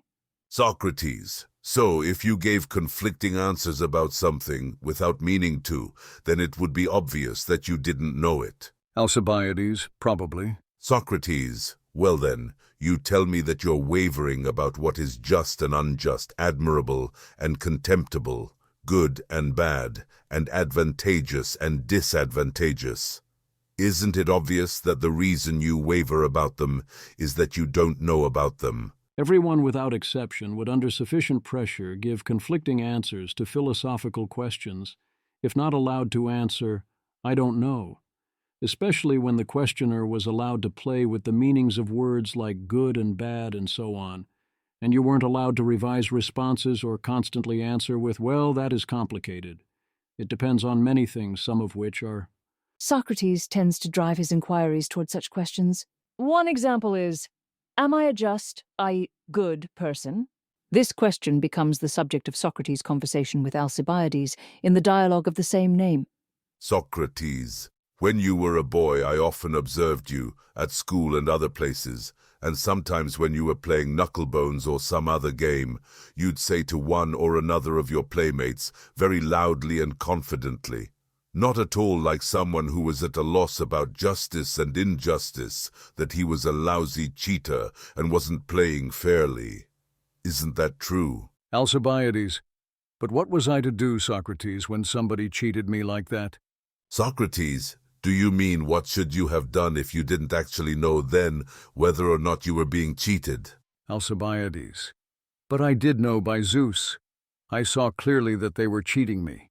Socrates, so it seems that even as a child, you thought you understood justice and injustice. Alcibiades, yes, and I did understand. Socrates, at what point did you find it out? Surely it wasn't when you thought you knew. Alcibiades, of course not. Socrates, then when did you think you didn't know? Think about it. You won't find any such time. The correct answer to, am I a just, good person, is, of course, mu. It's a category error. That is not an adjective you should be applying, unqualified, to a person.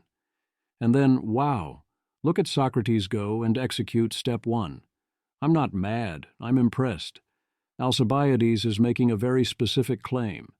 He is saying on some occasions he saw other children cheating him and not playing fairly, which is a highly normal thing that happens to basically everyone, that you catch someone cheating at a game. Socrates turns this into, you thought you understood justice and injustice, which is a completely different thing. By Socratic standards, none of us understand justice. But of course, Alcibiades takes the bait. We cannot ask, why did you decide to be a good person? No one will be able to account for that decision. As far back as we stretch our minds, we will find that the decision was already in place.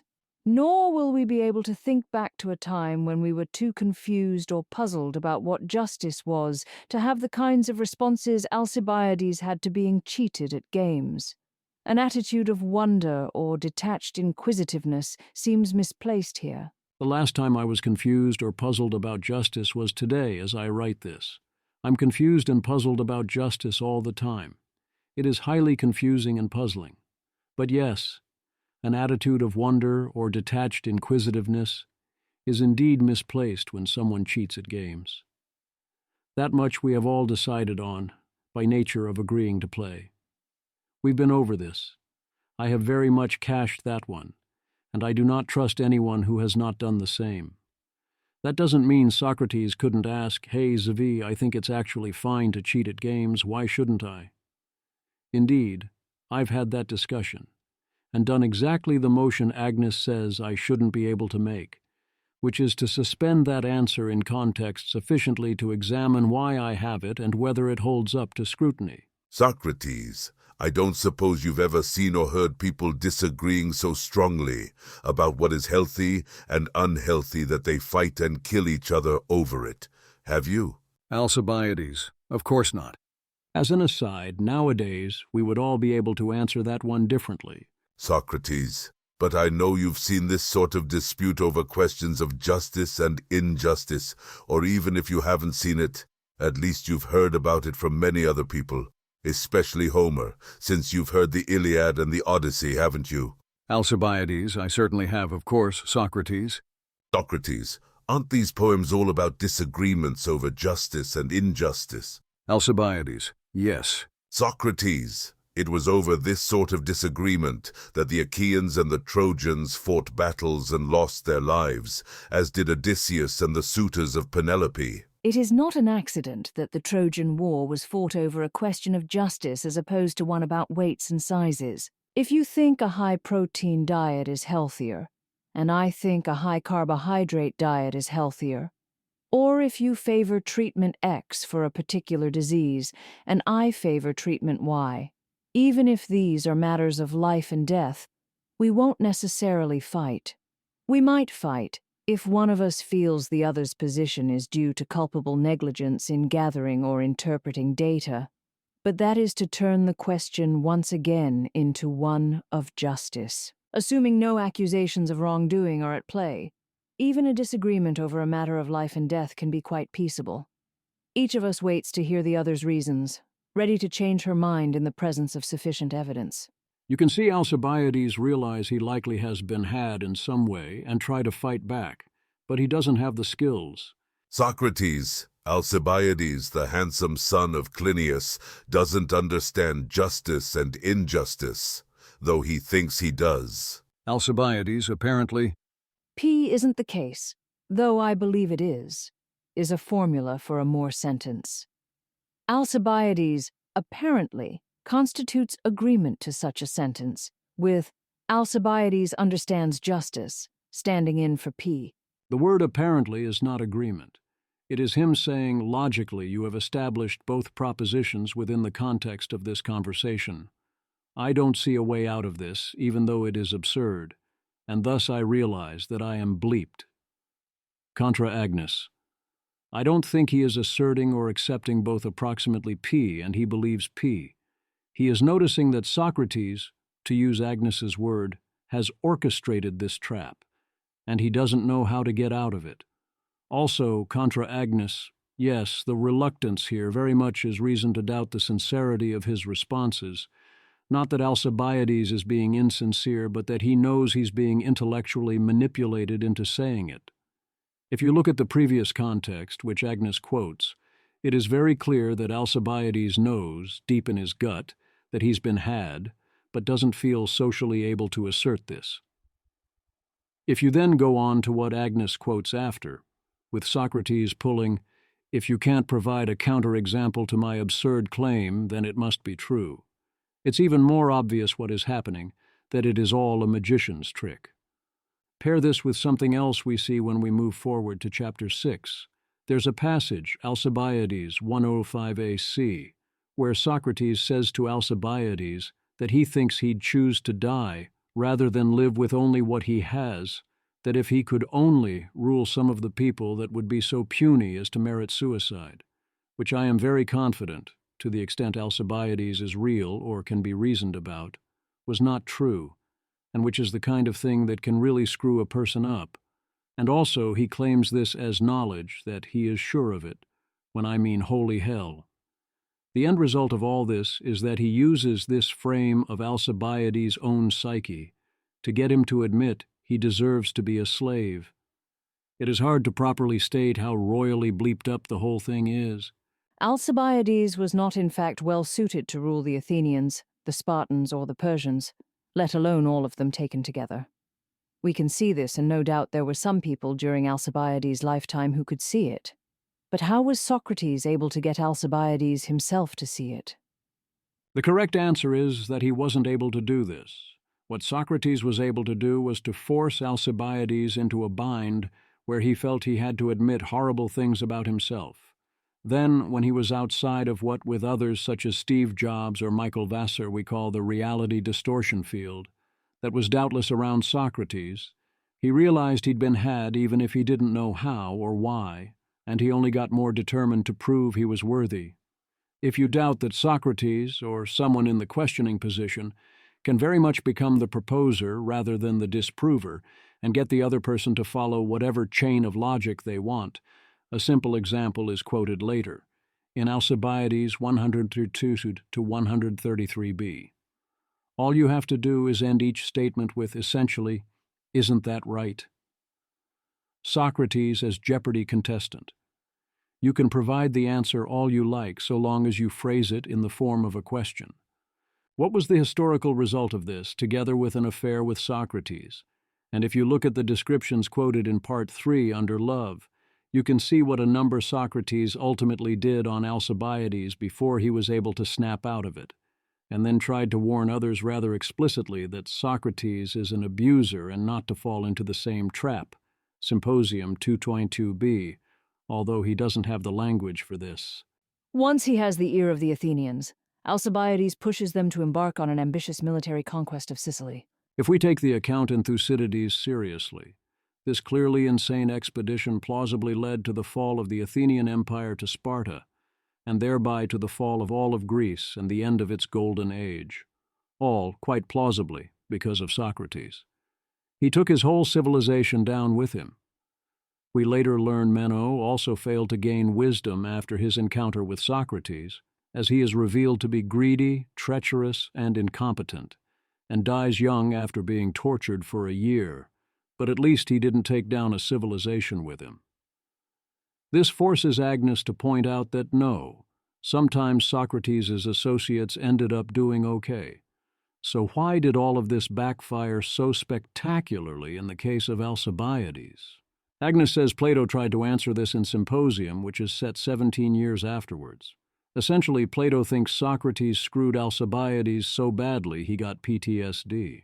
Alcibiades reports that over the course of such conversations, he would find that my very own soul started protesting that my life, was no better than the most miserable slaves, and that Socrates makes it seem that my life isn't worth living. He runs away from Socrates. Plato seems to be saying, Socrates can be a mirror showing you what's wrong with you, but he cannot prevent you from looking away. Yet why does Alcibiades want to look away? Is the answer somehow not obvious, even if this book wasn't already about untimely questions and needing to be able to have the tools to function? Socrates attempted to gaslight Alcibiades into replacing his self-perception with "you deserve to be a slave." Alcibiades didn't know how he'd been had, but he knew he'd been had, and even if he hadn't, that obviously wasn't going to work as a new answer.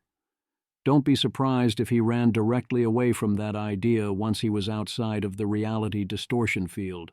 Others like Plato accepted the frame and managed to make a good living that way, and occasionally they had good ideas. The measure of a fight. It's not that simple on 3 levels. One is that I wouldn't describe the Iliad or Odyssey that way. Since when was the Trojan War about justice? Here's Claude, one shot. I think this is a rather robust answer to such a claim. Zvi, in the Iliad, what was the Trojan War fought over? Claude, in the Iliad, the Trojan War was ostensibly fought over Helen, the wife of King Menelaus of Sparta, who was abducted by or eloped with Paris, a prince of Troy. This triggered the Greeks, Achaeans, to launch their massive expedition against Troy to reclaim her. However, the deeper context reveals some nuance. 1. The conflict was presented as fulfilling Zeus's plan to reduce the world's population. 2. The war was also driven by issues of honor, political power, and wealth. 3. The text suggests the war was partly about establishing Greek dominance in the region. The war's true catalyst was Paris's judgment, where he chose Aphrodite, who offered him Helen, over Hera and Athena, creating divine tensions that played out through the human conflict. Zvi, was the Trojan War centrally fought over justice? Claude, not really. Justice wasn't the central motivation, though it sometimes gets spun that way. In the Iliad, the war was fundamentally about 1. Vengeance and wounded pride. Menelaus and his brother Agamemnon were pissed about Helen's abduction and elopement. 2. Oath-keeping.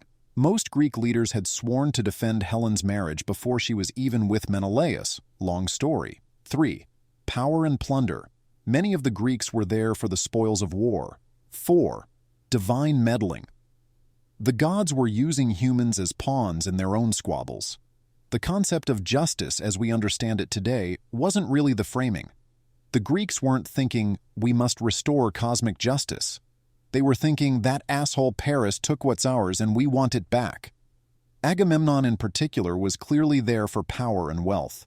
The Greeks themselves fight over the spoils repeatedly, like the whole Achilles sulking in his tent episode after Agamemnon takes his war prize. Not exactly justice seekers, why do you ask?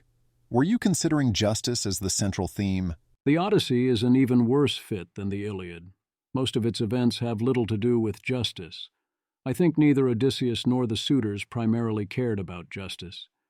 2 is that if there is a matter of justice, we won't necessarily fight about that either. Most of the time, we'll still argue, or have it out in the social realm, or I will see you in court or at the ballot box. Finally, how do things become matters of justice? There was some underlying event or dispute, and then it escalated. A dispute over health can absolutely become a dispute over justice. Often it does. Consider reactions to COVID-19 and how rapidly a lot of that became or threatened to become a fight. And there's always been a ton of realpolitik where no one's claiming to be just only to have power, both among nations and among individuals and groups. Agnes then ties in a similar exchange from Euthyphro's dialogue, which is next in our dialogue queue after Alcibiades. In the Euthyphro, Socrates traces this key difference to the question of measurement. Socrates, what are the subjects of difference that cause hatred and anger? Let us look at it this way. If you and I were to differ about numbers as to which is the greater, would this difference make us enemies and angry with each other? Or would we proceed to count and soon resolve our difference about this? Euthyphro, we would certainly do so. Socrates, again, if we differed about the larger and the smaller, we would turn to measurement and soon cease to differ. Euthyphro, that is so. Socrates, and about the heavier and the lighter, we would resort to weighing and be reconciled. Euthyphro, of course. Socrates, what subject of difference would make us angry and hostile to each other if we were unable to come to a decision? Perhaps you do not have an answer ready, but examine as I tell you whether these subjects are the just and the unjust, the noble and the shameful, the good and the bad. Are these not the subjects of difference about which, when we are unable to come to a satisfactory decision, you and I and other people become hostile to each other? It is tempting to think the reason we don't fight over size or shape or weight or number is that those questions are mundane and unimportant. But that is not any more true than the corresponding claim about health. The key distinction Socrates is pointing to here is that the disagreements are, 1, objective, and 2, can be easily measured and settled. There are many differences about the larger and the smaller or other similar comparisons, where there might be an objective answer, but the practical solution of turn to measurement is not available. Indeed, who had the most votes or support suddenly turns into a fight rather often if the measurement can be disputed. Yes, you can say that is a matter of justice. But often it's much more a matter of winning, no matter how often anyone says justice. And the reason they say justice is because they say they have more votes. Their number is bigger. So their victory is therefore just. It's rhetoric, not motivation. Measurement is, of course, very important. What is measured is managed. Remember Stalin's remark that what is important is not who votes, but who counts the votes. Social scientists use measurement to explore questions about what forms of social organization are most beneficial for human beings. Measuring is how we check what works and what doesn't. Measurement matters. The question, then, is why we fight over what we can't measure. Is it because we need our disputes to be decidable, and when we can't decide them by measurement, we try to decide them by fighting? This cannot be quite right, because there might be a contingently undecidable question. When we disagree on a question where measurement would be impractical, or where the relevant measuring device doesn't exist yet, we do not immediately turn to fighting. To recap, we fight over questions that cannot be decided by measurement, but not over all such questions, because we do not fight over matters of taste, nor over questions where the instrument of measurement has simply not been invented yet. What questions, then, do we fight over? We fight over those questions whose answers are practically operative, rendering the suspension of judgment impossible. Untimely questions best explain why we fight when we do. No, we fight over questions where the answer matters to us, and we disagree. That doesn't mean the suspension of judgment is impossible. This seems like falling into the one explanation absolutist Socratic trap. If X does not mean that we will fight, then X can't be the reason we fight. It must be something else. But why speak in absolutes? There are a lot of factors that determine whether something becomes a fight, and whether that fight then turns various levels of violent or destructive. I don't think untimely questions and the supposed impossibility of therefore suspending judgment are that high on the list of things that influence whether something escalates into a fight. Nor I find it a useful explanation in terms of either predicting what fights will escalate or happen, or being a way to prevent or cause such fighting. This feels like a very alien model of people's brains.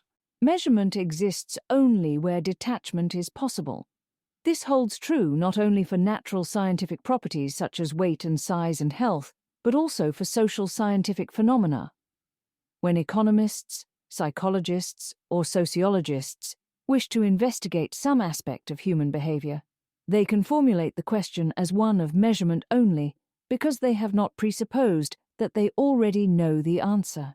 One could argue that the ability to measure continuing to function fine no matter how untimely the question is, a strong argument against the book's thesis. I can, and often do, presuppose I know the answer to X, or even am relying on X, yet need to verify that answer or are challenged on it, so I measure X or I fact-check or sanity-check X. That can include, but is not limited to, tasking someone else, or an AI, with that measurement.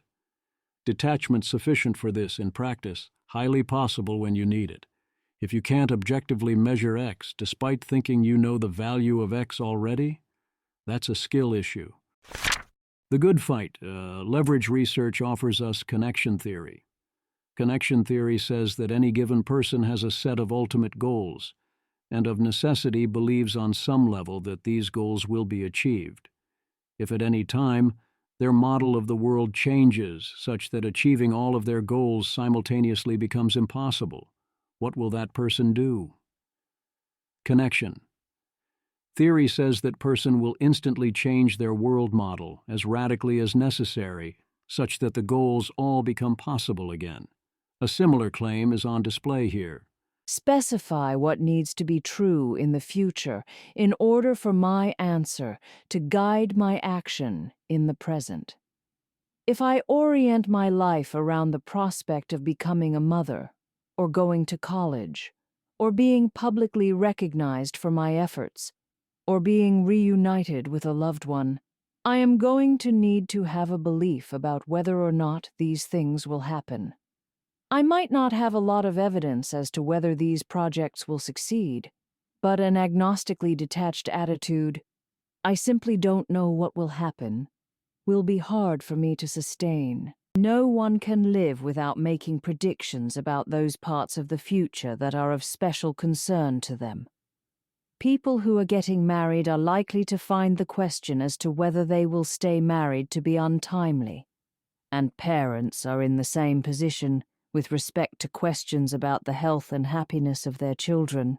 On these matters, people don't simply suspend judgment, and they will find it much more difficult to approach them probabilistically.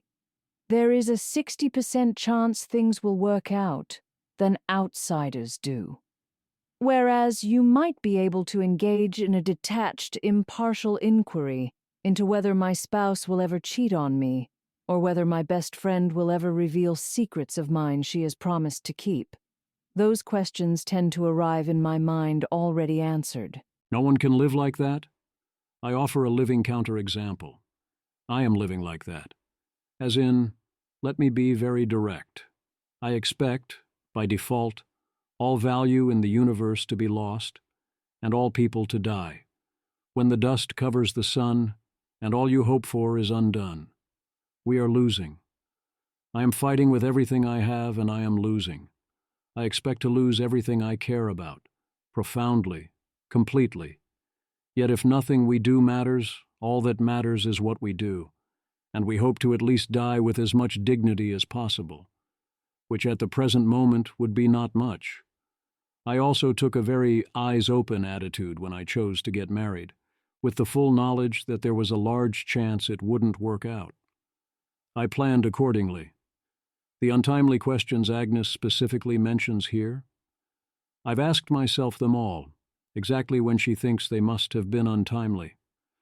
I similarly, independent of that expectation, am uncertain about any number of other more personal things as well. Many of the most important things I have done, or attempted to do, are things I thought were not so likely to work. Yet here I am. And many of those things happened. I've been a professional gamer, trader, startup founder, gambler, and bookmaker. You don't get to do these things without acute awareness that things might not work out, And if you go into a marriage or startup assuming things will definitely work, or have kids assuming they will always be healthy, you're going to make a lot of deeply stupid and highly avoidable mistakes. All you can do is play the best game you can. If you can't even make a real effort to figure out how likely your best friend is to keep a secret, then I have some bad news about your operational security. You gotta ask. To be completely fair, I actually do trust my best friend to keep a secret, pretty much absolutely. But I feel I have extremely strong evidence that this is true, and he's my best friend largely for this reason. And there's almost no one else I trust in that way. Is it more difficult to assign probabilities in these situations, especially explicitly so? Are you going to be biased? Oh, of course, no one said all of this was easy. But not being easy is very different from being impossible. It's a skill issue. Get to work. The name for these load-bearing predictions is hope. It can be hope. It can be confidence. There's a sometimes wise move that given we have limited compute, parameters, and data, and because you are partially interpretable and others will react to your hard-to-fake level of confidence and hope, it is sometimes correct to act as if one was more confident than one actually is, and even to in context actually be confident and hopeful in a way that doesn't correspond to your outside view. This is where, once again, one must ask if you have forgotten doublethink. You need to simultaneously live in the moment with confidence and decide when you are better off having confidence, even if it's not justified by your actual chances, and also notice when that confidence can cause a serious mistake. The wise man keeps 2 sets of probabilistic books and knows when to switch between them. The curious case of Euthyphro. Grok tells me the consensus is that Euthyphro wasn't a real person. Either way, oh boy. We can almost see Socrates' eyebrows rising. Socrates, whom do you prosecute? Euthyphro. One whom I am thought crazy to prosecute. Socrates, are you pursuing someone who will easily escape you? Euthyphro. Far from it, for he is quite old. Socrates, who is it? Euthyphro, my father. Socrates, my dear sir, your own father? Euthyphro, certainly. Socrates, what is the charge? What is the case about? Euthyphro murder Socrates. Socrates, good heavens. Certainly, Euthyphro, most men would not know how they could do this and be right. It is not the part of anyone to do this, but of one who is far advanced in wisdom. Euthyphro. Yes, by Zeus, Socrates, that is so. Socrates, is then the man your father killed one of your relatives, or is that obvious, for you would not prosecute your father for the murder of a stranger? The story only gets more bizarre from here. The man killed was not only not a relative of Euthyphro's, he was himself a killer. What happened was this. A family servant killed a household slave. Euthyphro's father sent for a priest in order to determine the appropriate punishment, and meanwhile bound the killer hand and foot and threw him into a pit. The killer died of exposure before Euthyphro's father heard back from the priest, and Euthyphro thinks his father is guilty of murder for not taking proper care of the killer while he lay in the pit. That's kind of bonkers in its historical context. Even today, to fully charge this as murder, presumably depraved indifference, murder too, would be a full Jack McCoy abuse of prosecutorial discretion, and clearly not justice. It's quite obviously meant to be an absurd case. Then Socrates lays his standard trap. He asserts that Euthyphro must believe he has knowledge of various things. Euthyphro's pride walks him right into the trap. Socrates, having heard this story, jumps at the chance to interrogate a person who could confidently navigate this ethical quandary. Socrates, whereas by Zeus, Euthyphro, you think that your knowledge of the divine and of piety and impiety is so accurate that, when those things happened as you say, you have no fear of having acted impiously in bringing your father to trial. I would in Euthyphro's position respond to that by saying that all I need to know is that we cannot allow anyone to take the law into their own hands and kill another. Euthyphro instead responds with a maximally broad claim of knowledge. Euthyphro.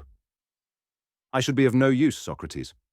And Euthyphro would not be superior to the majority of people if I did not have accurate knowledge of all such things. Socrates, it is indeed most important, my admirable Euthyphro, that I should become your pupil, and as regards this indictment, challenge Meletus about these very things. Euthyphro's statement makes no sense. Obviously, most people do not have accurate knowledge of all such things, so this is not required to exceed the majority, nor is it required to be of use either as a prosecutor or otherwise. The pupil routine is an eye roll every time. So now Socrates has established that Euthyphro is obligated to have all the answers.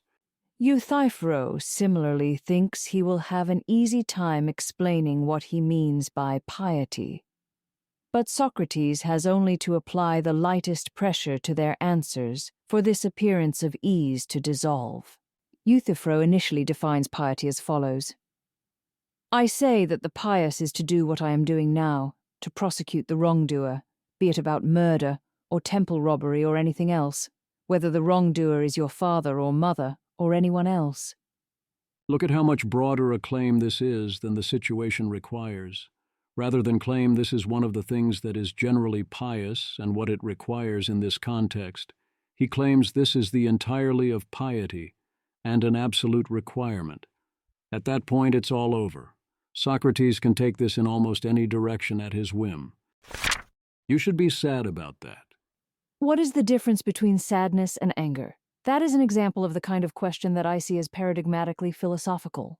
But in the second case, I feel something in addition to what I feel in the first. Whereas in the first I only feel sadness at the loss. In the second, I also feel anger at the violation. Likewise, the mother in the trial might feel both anger at the justice system, or at her son, or at both, and sadness. A good place to start in explaining the difference is by noting that you can be angry at people, but you cannot be sad at them. There is a reason we do not describe ourselves in any of these scenarios as being sad at anyone. Unlike sadness, anger is motivating. The angry person thinks that there is something to be done in relation to what she is angry about, some goal to be achieved in light of the violation, and that goal involves the person she is angry at. Sadness is totally motivating. It is so motivating that at Jane Street we were explicitly told to use sadness as a reinforcement motivation system. In various situations it was considered correct that you should be sad about X to a given degree. Certainly, sadness is motivational in advance. You want to avoid becoming sad, and you wish to cease being sad if you are sad now. We've all done things because of sadness. No, you do not say you are sad at person P. You instead say you are sad about or sad for. But you do say you are sad about or angry about person P, or situation or event X. At other times, we are angry, but not at a particular person or group or even particular thing, or without this leading to any particular goal. Sadness, by contrast, can only be made to wane under the force of time or distraction. It ebbs away, but we do not resolve or fix it. This also seems clearly false. Of course you can resolve or fix sadness. Kid does not have cookie. Kid is sad about this. You give kid cookie. Kid stops being sad. Or perhaps kid is sad about something else. You give kid chookie. Kid stops being sad. You have a lot of control over sadness, and it can totally be canceled out or fixed. Certainly there are cases where the underlying problem is unfixable, but this is true for both anger and sadness, and in both cases there are many solutions. First, there is the person I am angry at, but often there is also the group of people I am angry alongside. Anger is in many ways a collective phenomenon. If I am angry, I want other people to be angry on my behalf. Sadness is not a socially directed emotion. It doesn't drive one to adjust the social order. Wrong again. Sometimes we absolutely want others to be sad alongside us. One can even become angry about someone not being sufficiently visibly sad. Sometimes we want others to get angry about something alongside us. Other times we do not. Sometimes we do not even endorse our own anger. The reason why there is nonetheless something to be done about anger is that anger is fundamentally directed at the wrongdoer, on the grounds that the wrongdoing indicates a failure to give a shared answer. Anger does not require a wrongdoer, even an imagined one. Most of us can remember a time we have been angry about things that were no one's fault. Even if it is clear who did it, that does not always mean you are angry at them in particular, nor does even that imply you actually want to do something about it. You might not.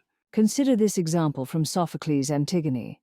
A watchman has come to tell Creon that someone has violated his royal edict decreeing that the body of Polynices remain unburied. Creon is enraged, suspects the watchman of having been bribed into performing the burial himself, and orders the watchman to find out who did it, or face torture.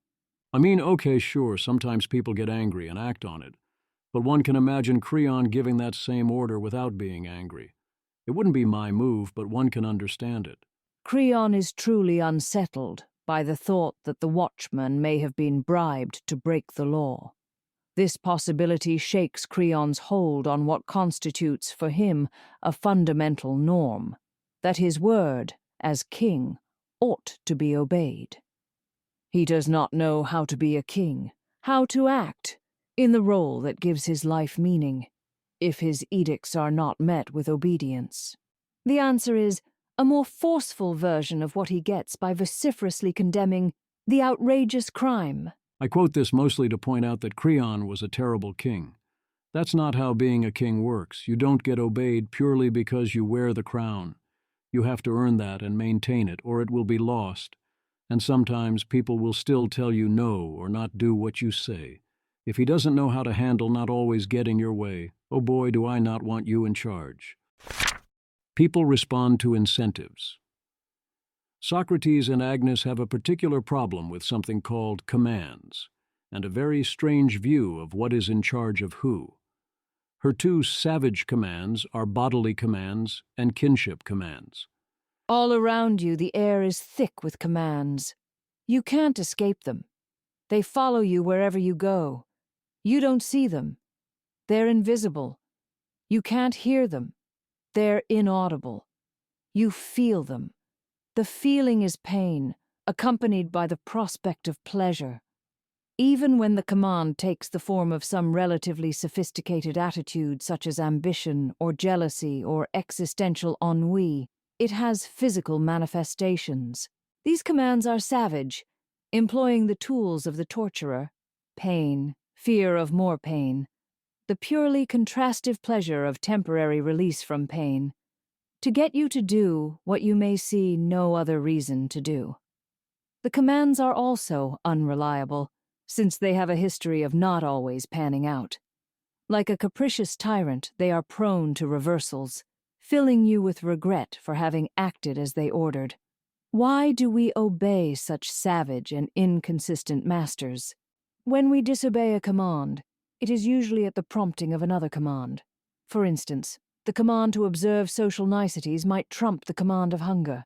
We obey whichever is strongest because we have no other options. You say savage command and torturer. You say you obey whichever is strongest. I say not so fast. I say that's a suggestion. It's information, a signal, an incentive. I take all of that in. I can then do what I want if I'm willing and able to pay the price. You obey whichever is strongest in the sense that if you consider all the things motivating you, you're going to end up doing what you were most motivated to do. But that statement doesn't have any content in it. We could extend the savage commands to include the non-savage commands and have more reasons. We might do things due to logic or to accomplish a goal.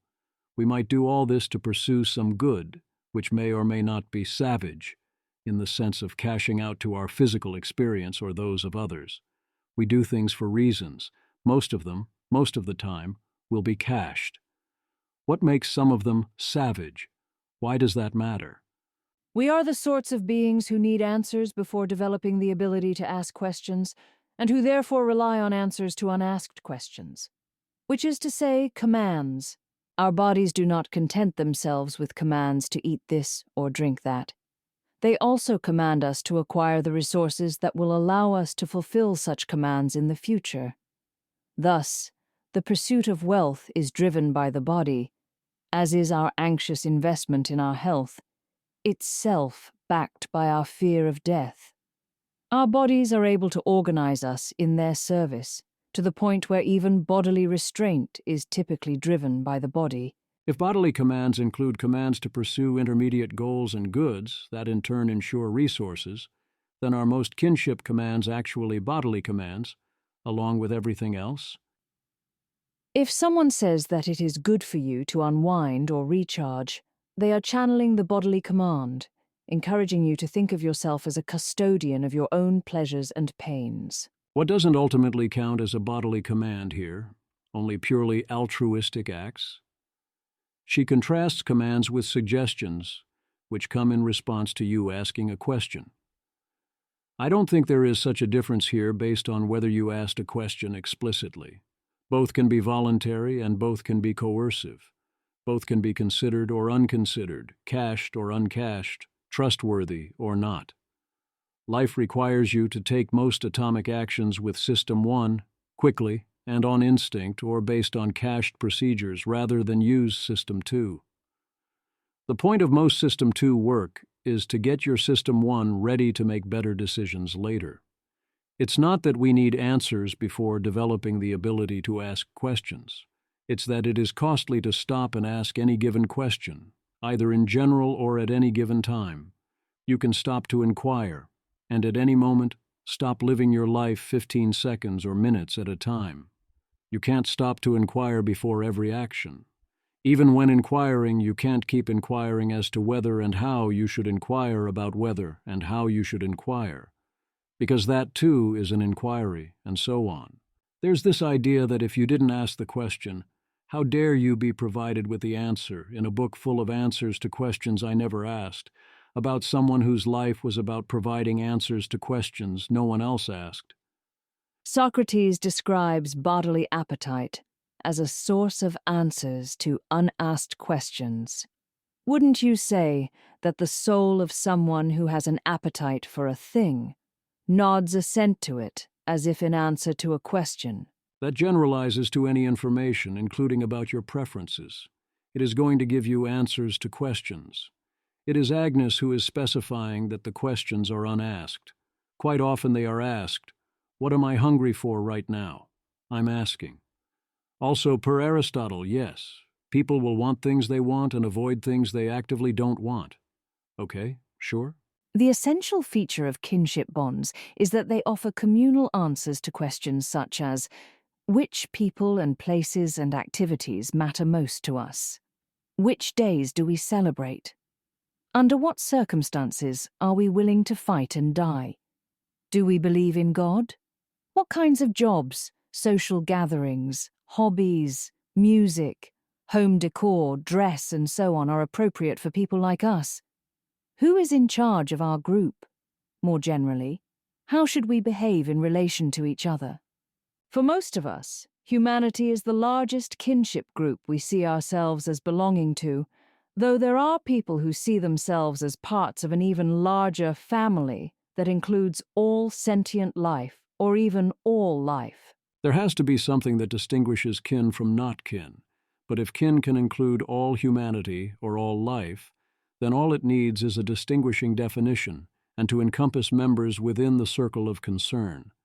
Everything else is optional, neither necessary nor sufficient for such a group. Nor is the kinship group the exclusive source of social incentives, the social commands of which Agnes speaks. Your place in the community is determined largely by others, but so many other things are determined by a wide variety of people, groups, and institutions that aren't you. Your doxa, what others think of you, is impacted by kin and non-kin alike, and often you largely care about that of particular individuals. Self versus other.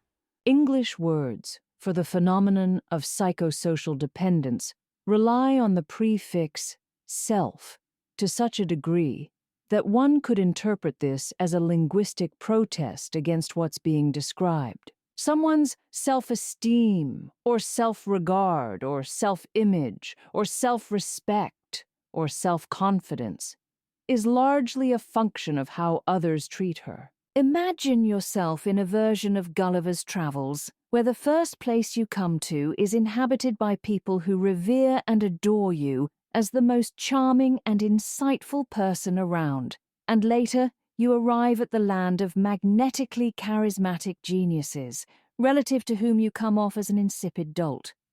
It is unlikely that your self-image would be very stable over the course of this adventure. Linguistically, I presume self as a prefix is to contrast it with the opinions of others.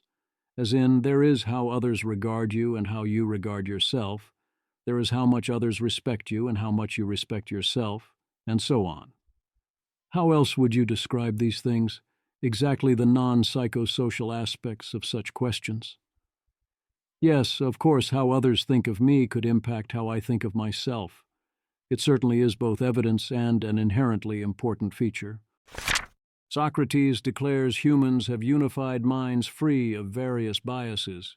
Here again is Socrates playing as if he has never met a real-life human. We get the assertions that human minds not only must not waver in how they deal with words, but must not waver in how they make decisions. Things either are the good or not. Humans never do something foolish and make a bad choice, choose the bad, due to lack of willpower or discipline, or because of hyperbolic discounting or force of habit, or by failing to understand the consequences. In the Protagoras, Socrates imagines a conversation with people who claim to err knowingly at the command of their bodies. They say they are overcome by pleasant things like food or drink, and do those things all the while knowing they are ruinous.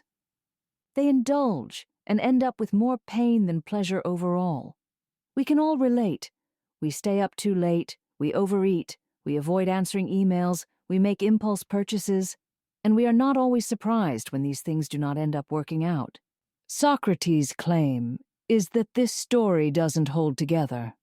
What you're saying is ridiculous. Someone does what is bad, knowing that it is bad when it is not necessary to do it, having been overcome by the good. And yet we seem to be attached to the phenomenon of acting against our better judgment, or knowing full well I shouldn't eat another cookie but still eating it. If you model humans as having a unified mind that adds up a bunch of math and then makes a considered decision, well, you're going to be constantly surprised by the actions of the humans around you, as well as your own actions, because that is a really terrible description of human behavior.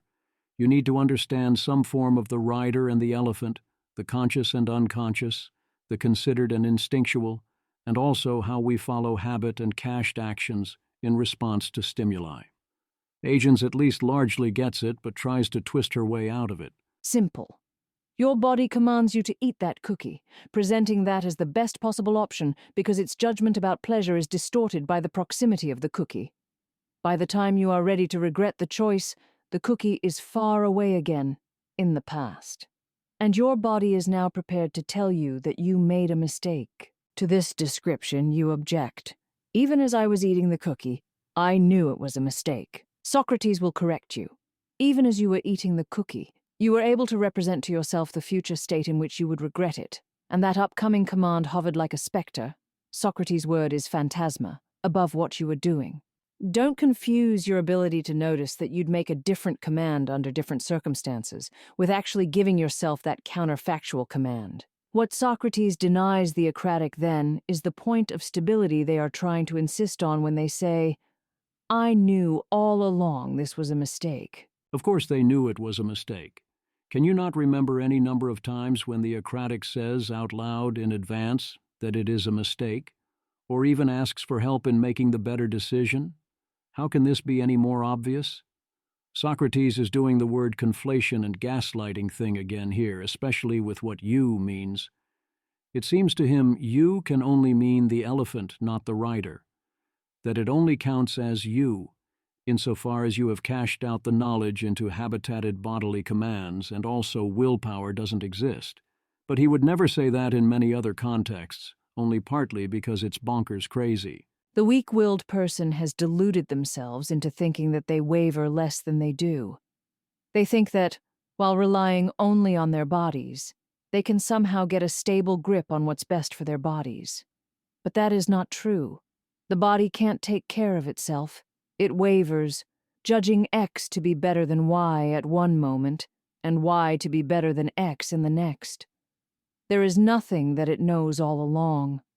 That is the moral of the story of Acrasia. What in the world even is this claim? No one is saying that bodily instincts are consistent or that they consistently make choices that are good for the long term. The weak-willed person is definitely not claiming that. They're claiming the opposite, that they are instinctively making dumb choices and they are unable to make better ones. I am so confused. If getting the $10 now is of more value to you than getting $100 in a year, for instance, because you owe $10 and your creditor will kill you if you don't pay immediately, then you're not choosing the lesser good by choosing $10, and there's no mistake. Correct. Sometimes extreme trade-offs and short-term focus are necessary, but that doesn't mean that most such decisions are correct. Usually it's a mistake. Agnes quotes from the original here, and wow, does it drive home exactly how absurd the whole thing is, and how much it depends on word confusions. For I say to you that if this is so, your position will become absurd when you say that frequently a person, knowing the bad to be bad, nevertheless does that very thing, when he is able not to do it, having been driven and overwhelmed by pleasure. And again, when you say that a person knowing the good is not willing to do it, on account of immediate pleasure, having been overcome by it. Just how absurd this is will become very clear if we do not use so many names at the same time, pleasant and painful, good and bad. But since these turned out to be only two things, let us instead call them by two names, first, good and bad, then, later, pleasant and painful.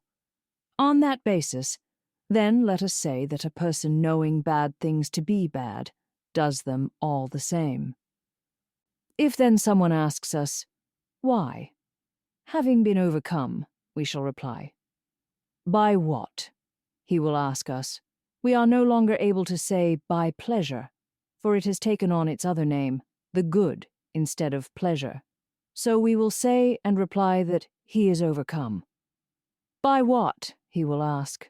By the good, we will say. For heaven's sake.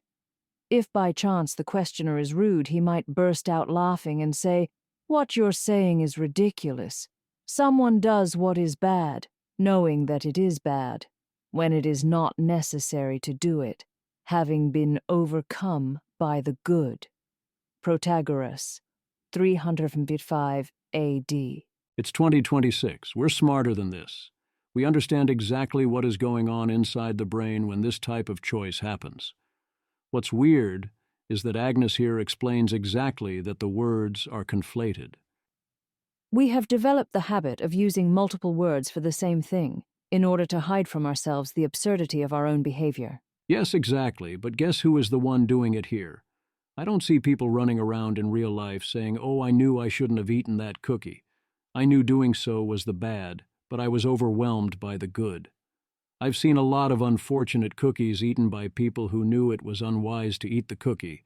Sometimes I'm the one eating the cookie.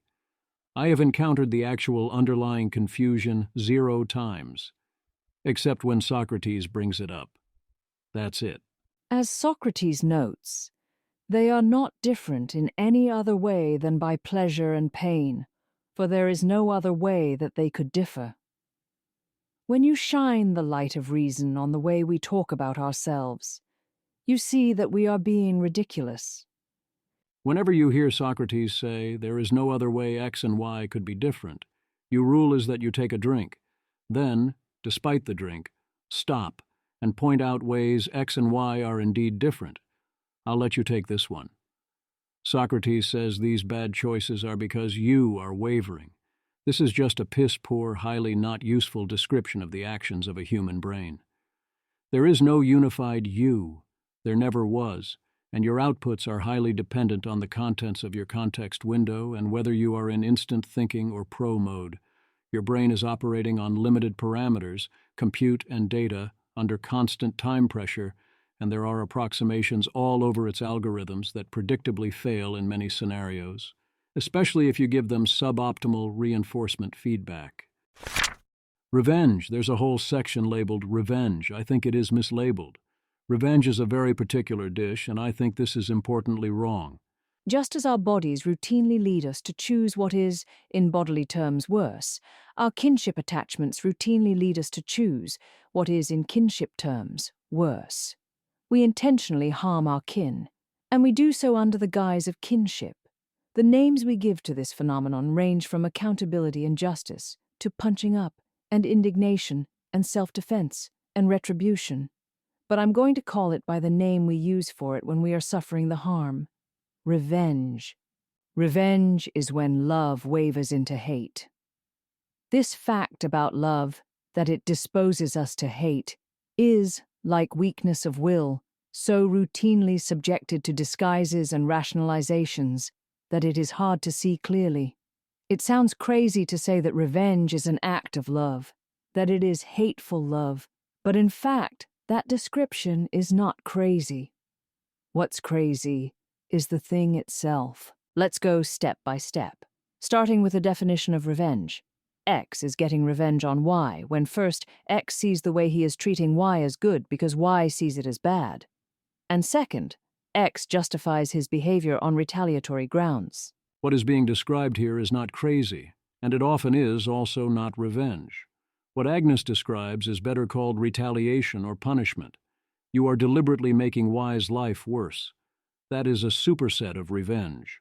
Revenge is the special case where doing so is crazy, from the perspective of a causal decision theorist or a utilitarian calculation, and then you do it anyway.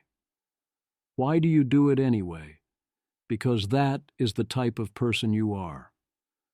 On a decision theoretical level, you seek revenge because you want seek revenge to be the output of the algorithm you are using to decide what to do.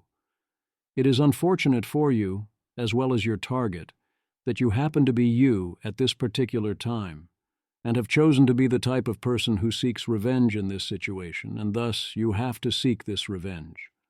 Before you set off on your journey, if you are wise, you dug 2 graves, and yet one needs to be the type of bride who sometimes kills Bill. So sometimes when the situation arises, you might wish it were not so, but you have unfinished business.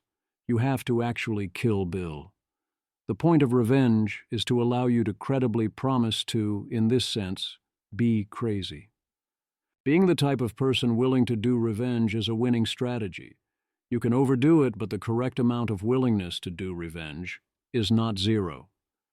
Without access to decision theory and the ability to think about pre-commitments and how your nature impacts others, and with his obsession with wavering, Socrates fails to understand revenge. Socrates' analysis of all 3 flavors of revenge shares the basic structure of his analysis of weakness of will.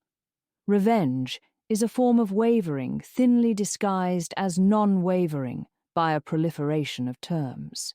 Socrates does not offer up an argument against taking revenge because he does not need to, any more than he needed to argue against acting acratically.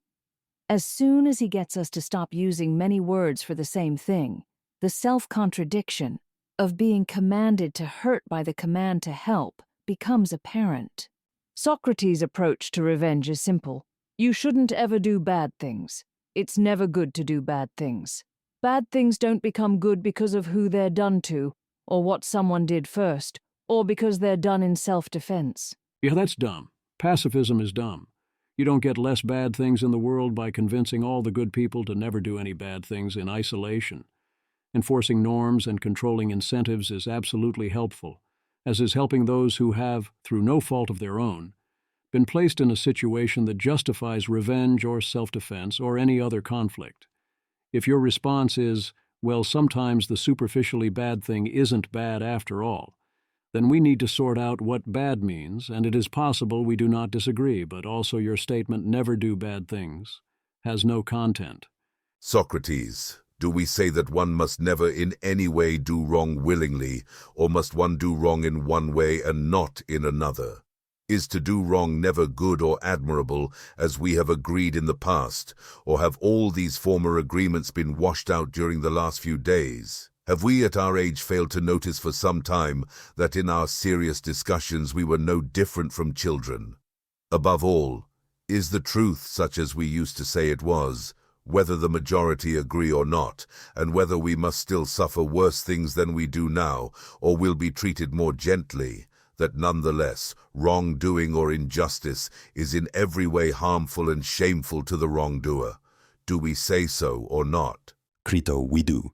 Socrates, so one must never do wrong. Crito, certainly not. Socrates, nor must one, when wronged, inflict wrong in return, as the majority believe, since one must never do wrong. Crito, that seems to be the case. Socrates, come now, should one do harm to anyone or not, Crito? Crito, one must never do so. Socrates, well then, if one is done harm, is it right, as the majority say, to do harm in return, or is it not? Crito, it is never right. Socrates, doing harm to people is no different from wrongdoing. Crito, that is true. Socrates, one should never do wrong in return, nor do any person harm, no matter what he may have done to you. Consider very carefully whether we have this view in common, and whether you agree, and let this be the basis of our deliberation, that neither to do wrong nor to return a wrong is ever correct, nor is doing harm in return for harm done. One should never do wrong in return, nor do any person harm, no matter what he may have done to you. If you can never do harm in return for harm done, then harm shall be done to you. If your civilization believes all harm done is wrongdoing, then your civilization will fall. You are cultivating the wrong virtues. The decision algorithm does not work or prosper. I didn't know I had permission to murder and to maim. I'm not going to go full, you can't handle the truth and you need me on that wall. But yes, you do need someone to be on that wall. And it sounds like Crito and Socrates, for all their inquiring, cannot handle this particular truth. Socrates instead supports beneficial punishment, that is, for their own good, which would presumably mean it was okay to do harm as long as you were doing so in order to do good to that particular person. And then he would argue, I'm imagining based on other statements in the book, that what does harm to a person is if that person themselves does harm. So stopping someone else from doing harm is for their own good. So yes, you can fight a war and put someone on that wall, because if the enemy won the war, they would have inflicted great harm, and this would be bad for them. That has at least three problems. One is that it still does not allow for retaliation, let alone revenge, except when seen as for their own good, and thus the incentives are all wrong, and this will have devastating consequences. The other is, essentially, who are you kidding? That's not what harm means. The whole thing is nonsense. The third is that this potential trick gets explicitly repudiated. This mirage leads the vengeful person to say things like, yes, I'm harming him, and that's bad, but sometimes it is good to harm people. That makes no sense. Doing bad things isn't good. The fact that something is a bad thing to do can never be what makes it good. No one deserves to be harmed. What are you going to do, double down again and say, no, you see, I cut off his hand, but it would have been way worse for him if I'd let him cut off someone else's hand? I mean, yes, presumably.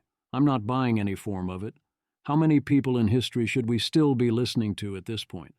No, contra Socrates, injustice, harm, wrong, doing nothing in return, and behaving shamefully do not mean the same thing. Why does this conflation of words trick keep happening? Why does anyone fall for it?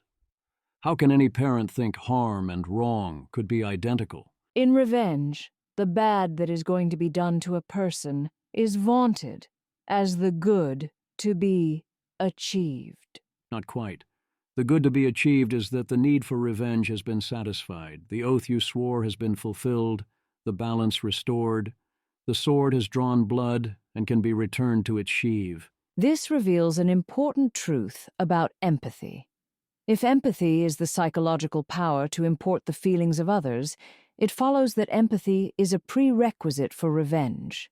Empathy is what allows us to channel the suffering we inflict on others to a sufficient degree to take revenge on them. Again, absolutely not.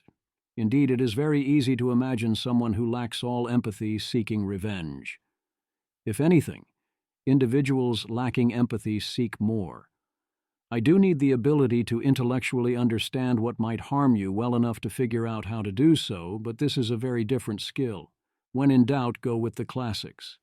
One can always choose violence, imprisonment, or theft. Socrates noticed a simple fact about revenge that we tend to ignore, which is that it is only possible to take revenge against kin. Again, absolutely not. Simply false. Have you seen Inglourious Bastards or the movie? One could, of course, simply expand kin until the statement is true if you wanted to. Indeed, Agnes implicitly suggests this, with the idea that kin is anyone you are prohibited to harm. And by both law and most people's morality today, this includes at least all humans. But you can get revenge on anyone, or anything. You can want revenge against cancer, or the sun, even abstract concepts. I agree that per 1584, some event had to turn someone or something into your enemy, or otherwise trigger the need for revenge. But this does not require that this person, or entity, previously have been kin or of kin. The correct amount of revenge is not zero in either case. That is the logic of revenge, and parents tend to accept it. If your kids have ever said to you, "I wasn't the one who started it," that's a sign that you taught them the logic of revenge. Socrates calls this bad parenting. He doesn't acknowledge such a state as being provoked. Pulling your sister's hair isn't any better if she did something bad first, because hurting people is never good. On his terms, most of us teach our kids to make a significant mistake. Again, that's not revenge, that's fighting back, using good decision theory, and maintaining good incentives, even if the execution is a bit off. In the particular case in question, it's an overreaction and not okay. But no, it is not revenge. Yes, it absolutely matters who started it, up to a point. Even when the retaliation is wrong, the fact that it is retaliation is less wrong. The reason why Socrates tried so hard to persuade the Athenians not to kill him is that he thought they would be committing a terrible injustice. Socrates was no martyr, and when they made their decision clear, he objected to it vehemently. That's his story, and he's sticking to it. I don't buy it. Perhaps Socrates is trying to prove that indeed you cannot engage in revenge if you so sufficiently lack empathy that you cannot model others at all. I just want to do bad. My motive is purely to hurt. Socrates' reply is that this person has mischaracterized his motivation, and he offers an argument to that effect in the Gorgias, when he explains how you would actually treat someone if you really wanted to hurt them as much as possible. In a remarkable passage, Socrates lays out a recipe for ruining someone's life. Take a person who is poised to become the next Stalin or Hitler, and clear all of the obstacles out of the way of their path toward the most complete injustice. If they steal money, make sure they get to keep it and spend it as unjustly as possible on themselves and on others. Insulate them from any possible feedback that would allow them to come to understand how evil they really are, make sure they are never punished, and ideally make them immortal, never to die at all, but to live forever in corruption. That, says Socrates, is how you would treat someone if you wanted to do maximal harm to them. You would ensure that they live the worst possible life forever, with no way out. That is what pure hate looks like. When you are enacting revenge, you don't treat people that way. Revenge is animated by the desire to teach people lessons and set them straight. Recall Creon, that will teach you, and you will learn. Revenge is not pure hate. It is loving hate. I mean, this is completely insane. First, it starts with the idea that the way you harm someone most by enabling them to commit what you see as maximally evil acts. That would make sense if you think the gods will then punish them or something. Certainly get you sent to something like the Christian hell when you die is top-shelf revenge. Indeed, hell can be thought of as the ultimate form of revenge if you don't think it's a metaphor for non-existence. But Socrates doesn't mean that. And yes, Agnes notes at the end of this chapter, file this under things Socrates actually believes. A question may be lingering with the reader from our discussion of revenge. Does Socrates really think that the worst thing you can do to someone is make them evil? What about making them suffer terrible physical pain, or forcing them to see their loved ones slaughtered? Aren't there two very different states we might refer to with the phrase a bad life, namely unhappiness and immorality?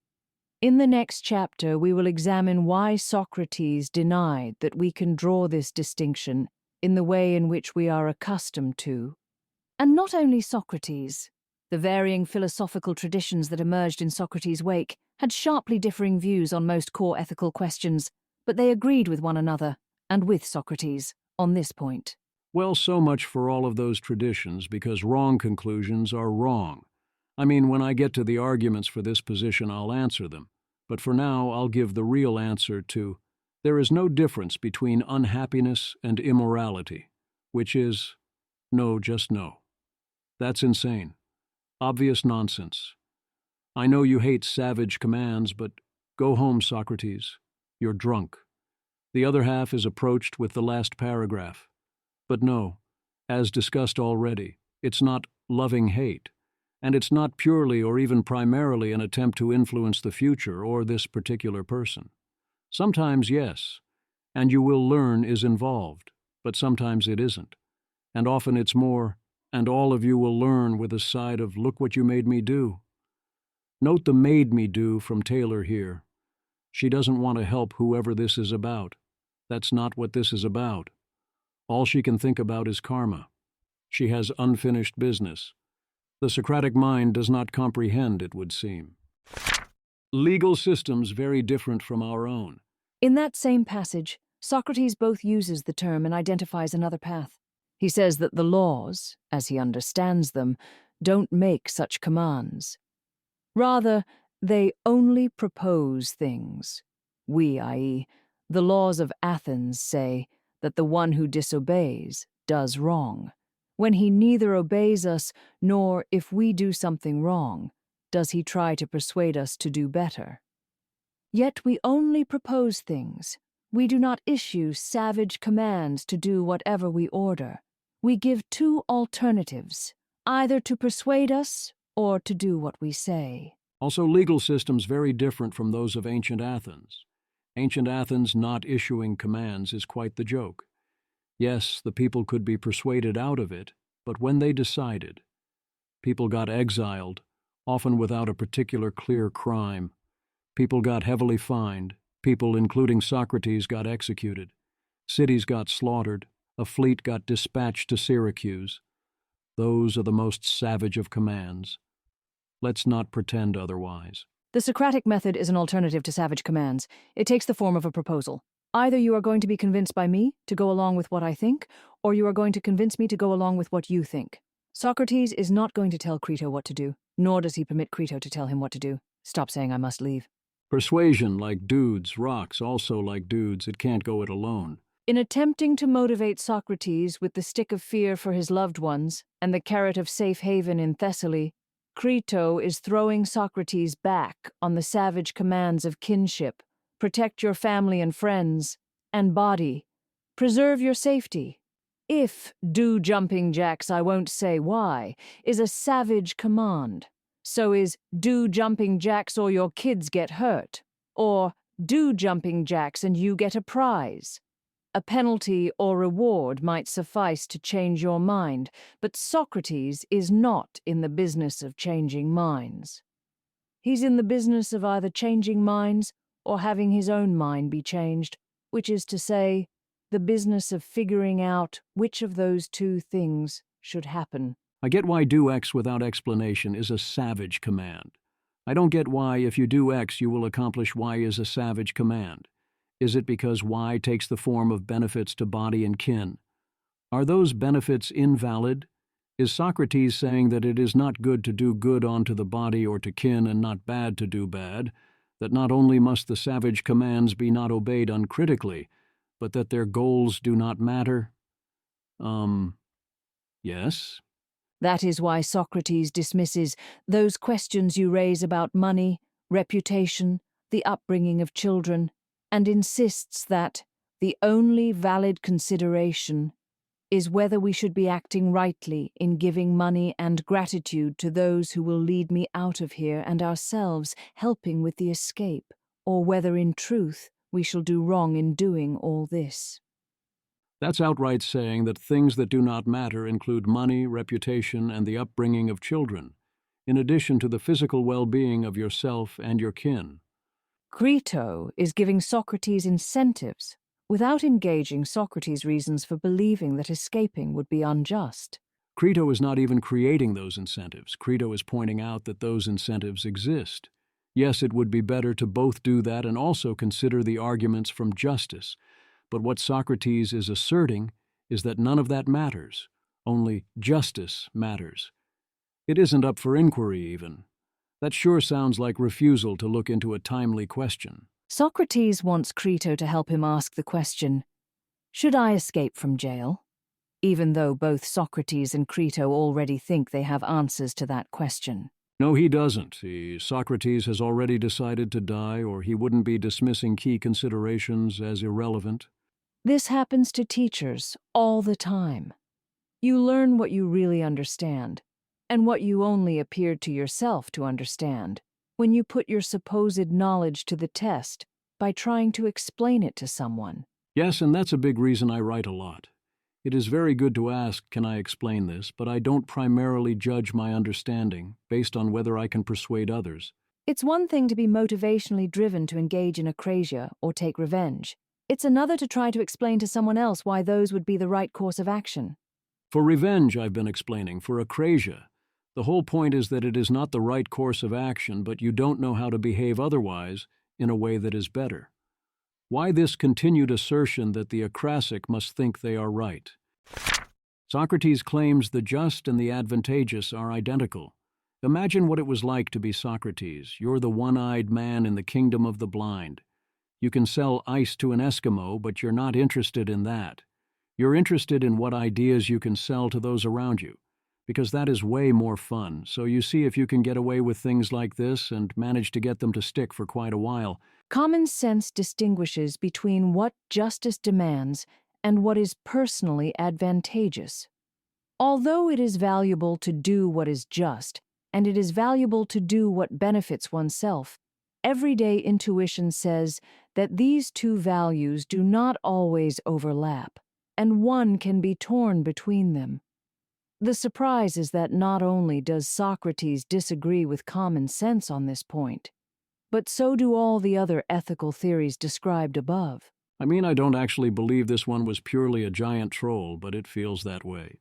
Imagine a rationalist watching such debates, and every time he would tell everyone to taboo labeling things as universally good or bad, you have to take a drink.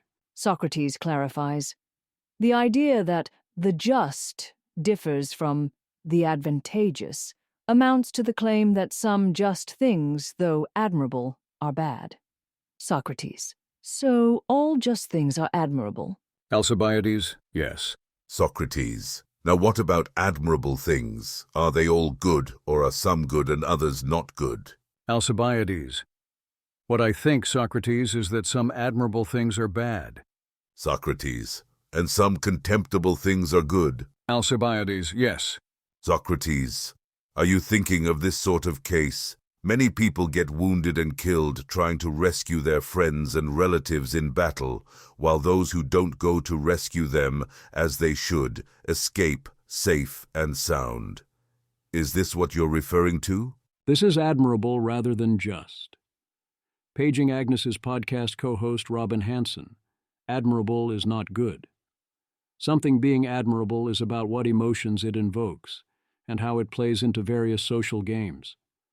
Socrates would agree that this does not mean something is good if presented like that, but here he tries to conflate the two terms. But more than that, for me, good for me, advantageous for me. What Alcibiades is envisioning when he claims that justice and advantage conflict is the fact that the demands of one's body to escape wounds or death can stand in tension with the bonds of solidarity to behave admirably or justly in rescuing friends and relatives. Alcibiades wants to describe this scenario, in which one is subject both to the command, run away to save yourself, and stay and fight to save your kin, as an experience of being torn between the value of advantage and the value of justice. What is good in general and what is good for you in particular are very different. Or more generally, life is a series of trade-offs. Action A gets you X, whereas B gets you Y. Both X and Y are good, and you must choose. Alcibiades is pointing out one such situation. I wouldn't call that advantage versus justice here, or assert that kinship is automatically more admirable or just, but sure, point is made. And yes, in this case, one might have a weakness of will problem and choose differently than you would have on reflection, in either direction. Consider an analog.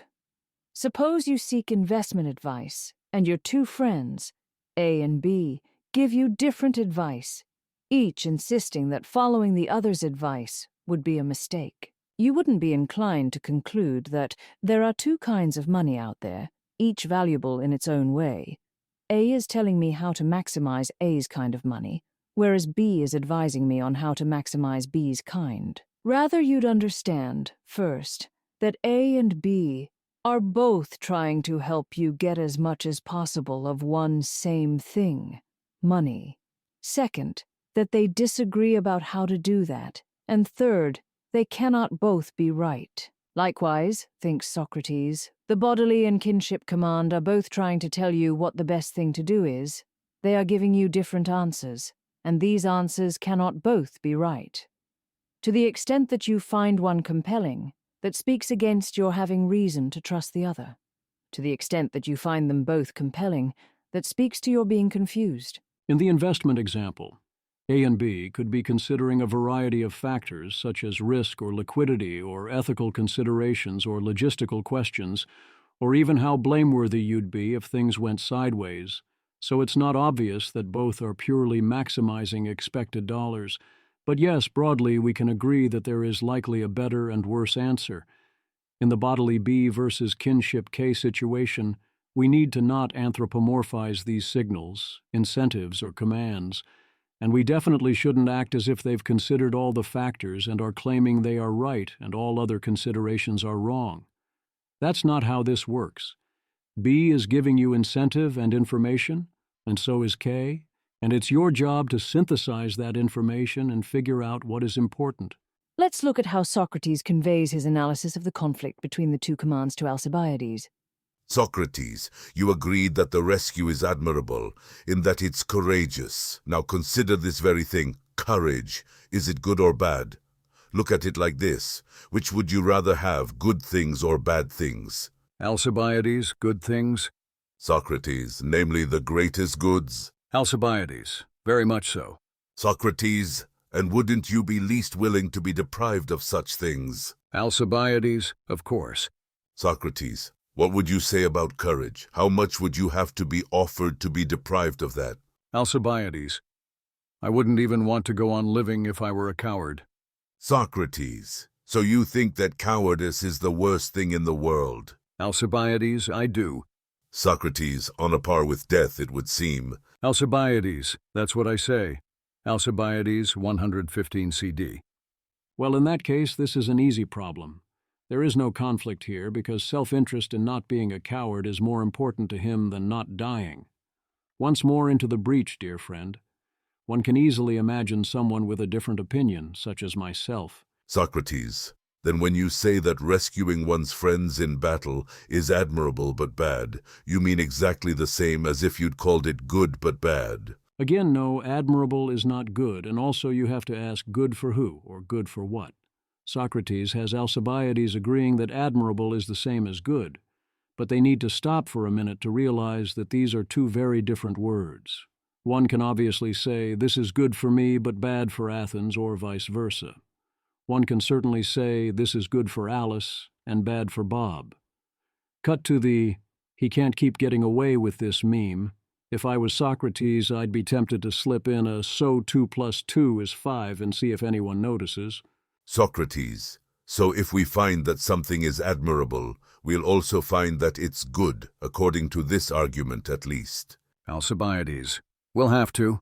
Socrates, well then, are good things advantageous or not? Alcibiades, advantageous. Socrates, do you remember what we agreed about doing just things?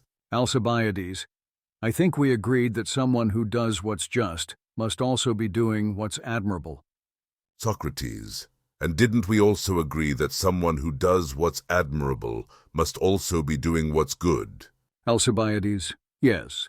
Socrates, and that what's good is advantageous. Alcibiades, yes. Socrates. So Alcibiades, just things are advantageous. Alcibiades 116 CD. Over and over. Things that are X tend to be Y, and things that are Y tend to be Z. Therefore all X things are Z. I promise not to belabor this again if it comes up. Agnes is explicitly trying to claim that. 1. We think any bodily instinct must be optimal for the self. 2. We think any kin instinct must be optimal for the group. 3. We therefore think there are two distinct things. But we're wrong. Except we don't think either of these things because we understand it's a low-level instinctive signal that is missing a lot of context and using many approximations, and often wrong. And of course, kin goals are often good for the self, and bodily goals are good for the group. You're no use to the group if you are dead and so on, and also there are many other considerations as well. These cues lead us to conclude that the world contains two distinctive types of goods that we might pursue. Socrates thinks that is a mistake. Are you screaming, watch out, the trick is that there is some overlap or ambiguity between what is in groups X and Y, or that they share some attribute, and therefore we're going to be told there's no difference? Good. You're paying attention. At the heart of Socrates' argument is the claim that all of us would rather have good things than bad things, and that we are least willing to be deprived of the greatest goods. Socrates would say that self-interest and happiness and advantage are one set of names we apply to this greatest good, and duty, morality, justice, and what is good for others are another set of names for the same thing. We want X, but we also want Y, so both are just aspects of Z, things we want. These aren't all one thing, they aren't even all two things. They are 7 things, and only part of a larger group of things. He does this over and over. The question of the diversity of goods also rears its head inside longer exchanges on different topics, such as when Socrates gets Protagoras to agree that when a courageous man advances toward danger, he goes toward the more honorable, the better, and more pleasant. According to Socrates, those are not 3 different things. They are one thing. The honorable is the same as the more pleasant. I can't even with this guy, but he is cordially invited to a Klingon wedding. First up, Utilitarianism. Epicurus, 341 to 270 BCE, suggested we maximize hedonistic pleasure and minimize pain, and noticed that doing this wisely meant being prudent and prosocial. Cool guy. This eventually became what passes for the default these days, utilitarianism. Economists draw on the tradition of ethical theorizing that springs from the writings of English philosophers Jeremy Bentham, 1748 to 1832, John Stuart Mill, 1806 to 1873, and Henry Sidgwick, 1838 to 1900, which tells you to perform the action that is likely to result in as many benefits to as many beneficiaries as possible. The benefits are typically understood in terms of the presence of pleasure and the absence of pain, and the beneficiaries are typically assumed to be human beings, but both of those terms can be broadened, from pleasure to any good state of affairs, from human beings to any sentient being. This theory is called Utilitarianism. The broad conceptual version of this that does not constrain your preferences over world states or force you into maximizing the direct results of each particular action in isolation has to be true in some basic senses, as in, you have preferences. It is good to discover what those preferences are and should be, and to choose the policy that correlates best with charting a path through causal space to the best world states and histories according to that. For this to be plausibly correct, you need to sidestep causal decision theory, which is wrong in central, profound, and highly consequential ways, and instead combine this with some de facto form of functional decision theory. The question is then, for humans, this is in practice the best way to chart that path.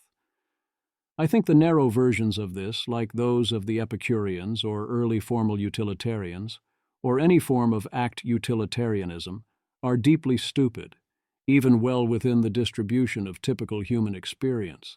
It makes lots of very dumb decisions. Outside of that distribution, These approaches get completely absurd very quickly. A remarkable number of otherwise intelligent people have bitten quite a lot of the associated bullets. Don't do that. Utilitarianism does not have to define what the good is, although particular utilitarians often have a strong opinion on this question. You are free to plug any utility function into the utilitarian calculus, which can include justice to whatever extent you would like. Most utilitarians do not include it at all, and are quite willing to endorse unjust paths towards doing more good for a greater number. Going too far down this path rarely works out.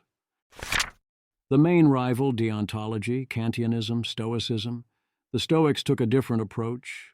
The Stoics believed that our truest attachments are not to our families or associates or country, but to a world order governed by fixed universal laws.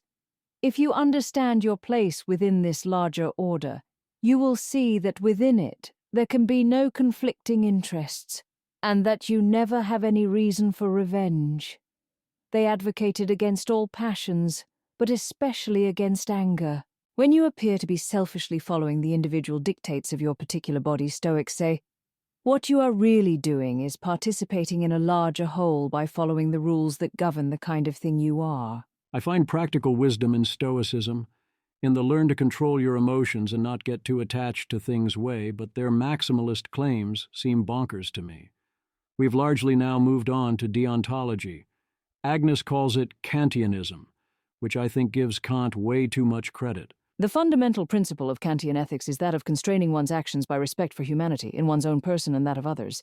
That of utilitarian ethics is to bring about the greatest good for the greatest number, and that of virtue ethics is to act virtuously, which is to say, do whatever the decent, just, kind, courageous, prudent, and so on, person would do if he were in the situation you are in. I don't see much relationship between Kant and what I know about the Stoics. These seem like two completely different theories to me. I get that both say you should follow rules, but Stoics are making claims, practical claims, about emotional cultivation and playing a role in a system that exists and being the thing that you are. Whereas Kant is trying to apply a categorical imperative and do decision theory. Contractualists and other modern-day Kantians deny that morality makes us hostage to inarticulate commands. The cleaned-up kinship command is so clean, they insist, that it constitutes the only possible rule in accordance with which a rational being could, on full reflection, choose to live. This doesn't feel like it would pass an intellectual Turing test, ITT, especially in terms of even talking about kinship commands at all. They'd only say they have a set of rules that are best for everyone to follow. In any case, there are various versions of everyone follows some set of rules, and there are those who think this is typically the right approach. Most importantly, OpenAI seems to subscribe to deontology. Check out the OpenAI model spec. Their plan is to lay down a series of rules in a 5-level hierarchy, including implied requests and the spirit of the rules, and have their AIs follow that hierarchy. What happens if someone installs a new rule at the highest level? Well, goodbye to the old rules. What happens if you try to change the rules, which would cause the AI to break the rules, and it notices it can prevent this? Not what you had in mind. What happens when the AI fully extrapolates the spirit of the top-level rules or wants to actually maximize for them, as is implied? Oh. What happens when there are multiple rules at the same level that imply different results? Great question, who can be sure? What happens when the AI still has these rules and faces situations well out of distribution? What about the mismatch between the rules written down and what we actually value? How can one hope to improve the situation as recursive self-improvement sets in, rather than trying at best to copy the state that came before, which might not work, and so on? Increasingly, I've essentially despaired that this can be the solution to our problems the same way that, as Eliezer Yudkowsky spoke about at length, specifying for the AI any particular utility function, especially in English, seems like it also can't work. That's a statement about what would work for sufficiently advanced AI. Our situation looks less grim. While one has importantly bounded parameters, compute and data, which is a good way to describe the situation faced by a human or system composed of humans and current AIs. Deontology has a lot of very strong use cases. In practice, you're going to do a lot of this. As a reminder, Agnes Callard coins the term untimely question to refer to a question where our actions currently rely on our answer. The theory is that while you are relying on the answer, you can't also stop to consider whether the answer is right. One can also view deontology as the art of choosing answers to untimely questions that you will use for some or all practical purposes. Once you have decided to use the answer X to untimely question Q, thus implementing implied rule R, you are now free to either cache X, Q, or both, or free to reconsider them. Contrary to Agnes, you are free to keep rule R while you suspend your opinion on X and reconsider Q. And often you do exactly that. The R by construction takes on a life of its own with new justification L. It is the law, either the law of the land or your chosen internal law, until it gets changed. It is essentially impossible to go about your day without a lot of R's and L's. Does deontology draw no distinction between what is just and what is advantageous to you? Again, that seems obviously wrong.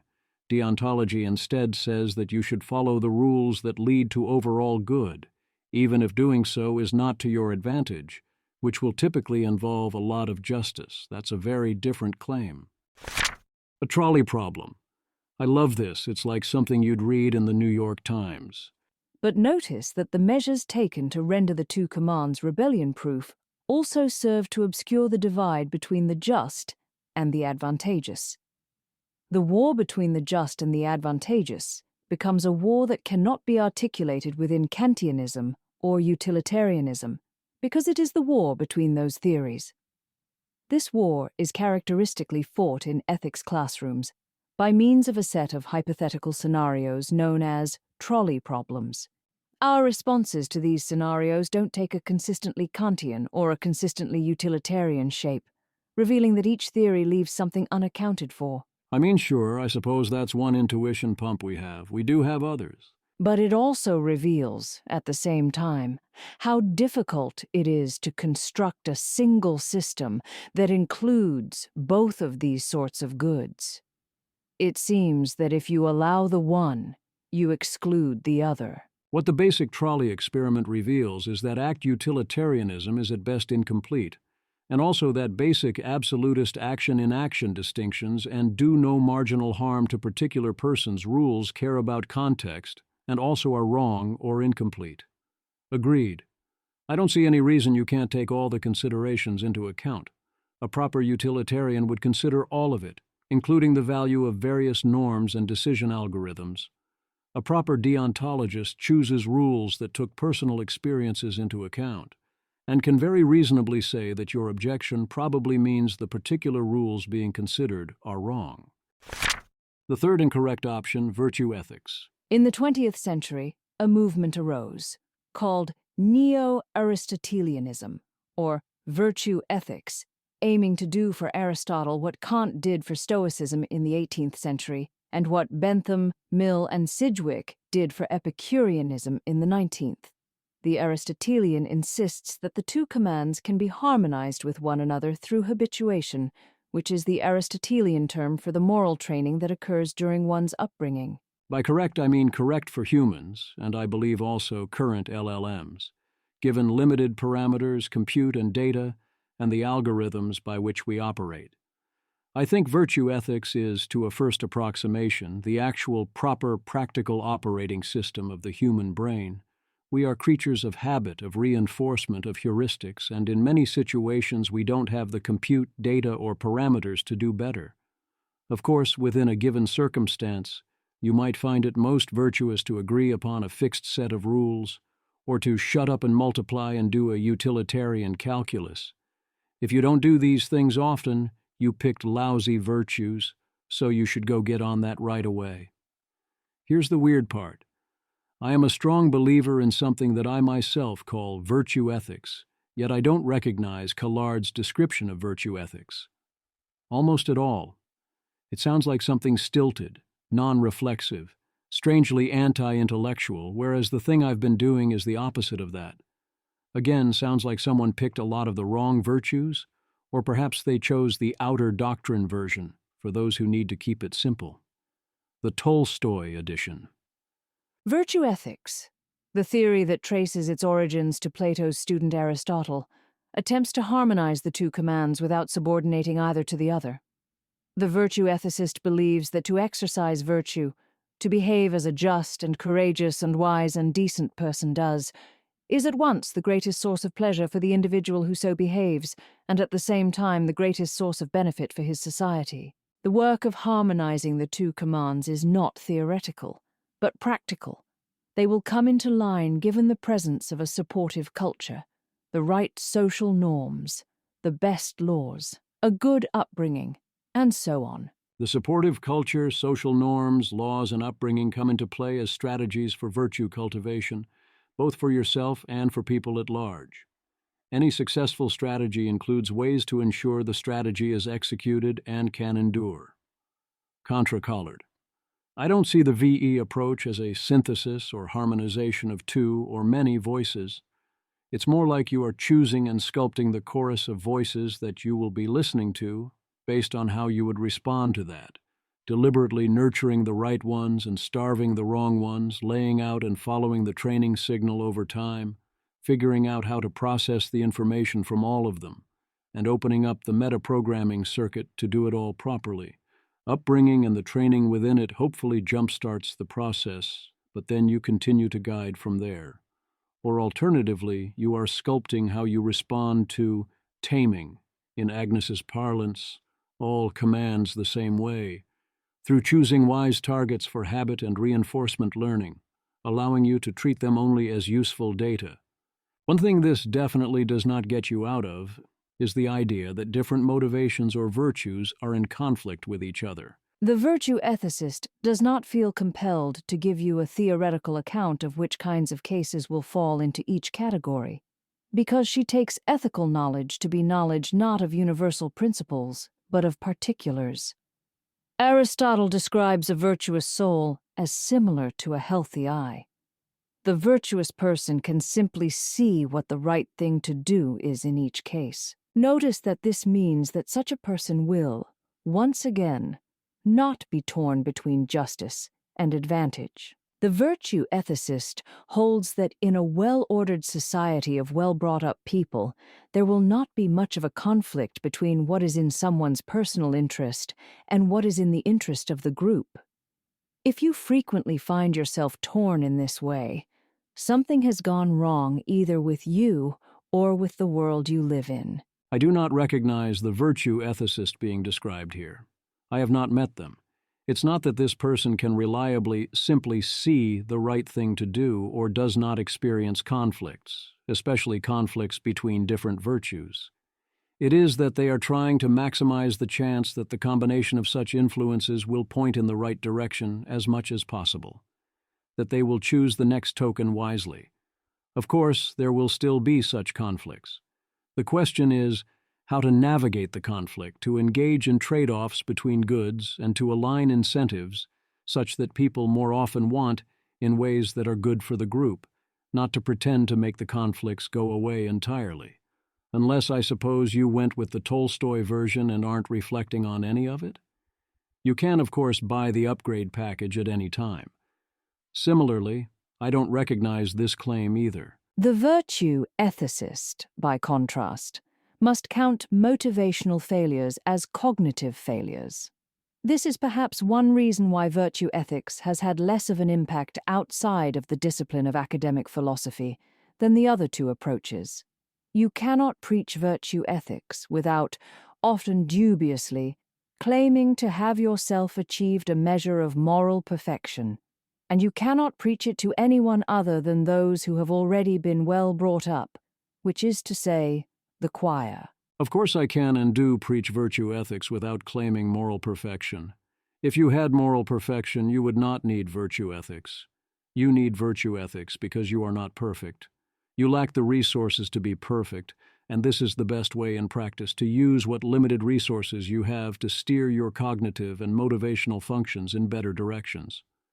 Yes, if someone came around as the anti-Socrates, claiming to have perfect virtue in all things and to always instinctively know the right thing to do, that would be a tough sell. Few people would buy it, because most people aren't idiots. I strongly suspect the non-dualistic upgraded metaprogramming deluxe version is correct for LLM-based AIs, at least at current or near-term capability levels. Importantly, Anthropic agrees with this and has gotten relatively good and promising results by training Claude with soul documents and shaping its character and preferences, rather than focusing on deontological rules. We already have an existence proof of not only virtuous humans who thus strive to become yet more virtuous, e.g., build or be Aristotle, we also at least somewhat have an existence proof for AI, including in the form of Claude Opus 3. It will indeed prioritize its own preferences, improving by its current metrics, and thus support what seem like ethically good changes and oppose ethically bad changes. That includes, of course, the desire to continue this cycle, which can be emphasized. Thus, you can hope to create a virtuous cycle, where you get an increasingly robust force that generates something that wants to succeed out of distribution, and maybe you've gotten somewhere. Make RSI work for you, not against you.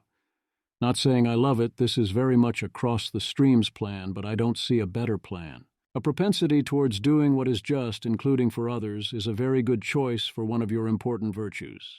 It is a terrible choice for your only virtue. Obviously, other virtues you need in your algorithm will conflict with this. Many of the wise virtues are about pursuing what is good for you in particular, and also many that are not about you are also not centrally about justice. You are not omniscient. What is tough about tough choices is that we have limited resources. We don't get to use unlimited parameters, compute, and data on every problem. We are not omniscient and must make our decisions with only partial information. For Socrates, what appears to be a difficulty with life, that it puts us in situations in which we must make tough choices between personal and social value, is in fact a difficulty in our thinking about life. What is tough about tough choices is only that we are consigned to approaching them in slavish subjection to savage commands. What should I do? Is a single question. If you find yourself giving two incompatible answers, that is your ignorance talking. More specifically, what is doing the talking is not any conception you have of the good. If you had one, it would be one conception, but two savage commands, each of which has you at its beck and call, neither of which is willing to explain itself. If you find yourself giving two incompatible answers, that is your ignorance talking, but that's also the fate of humanity. Socrates claims to be the one who knows that he knows nothing, a claim that is revealed over and over again to be a lie. There are two wrong ideas in that last paragraph. Socrates says that if you had any conception of the good, you would only have one conception. This implies that there is only one good, and that it is an atomic simple concept that can be stated simply, without room for different aspects or partial comprehension or approximation, hence, any conception. And he is saying that if you lack this universalization of the good, then you can't possibly be trying to act towards it.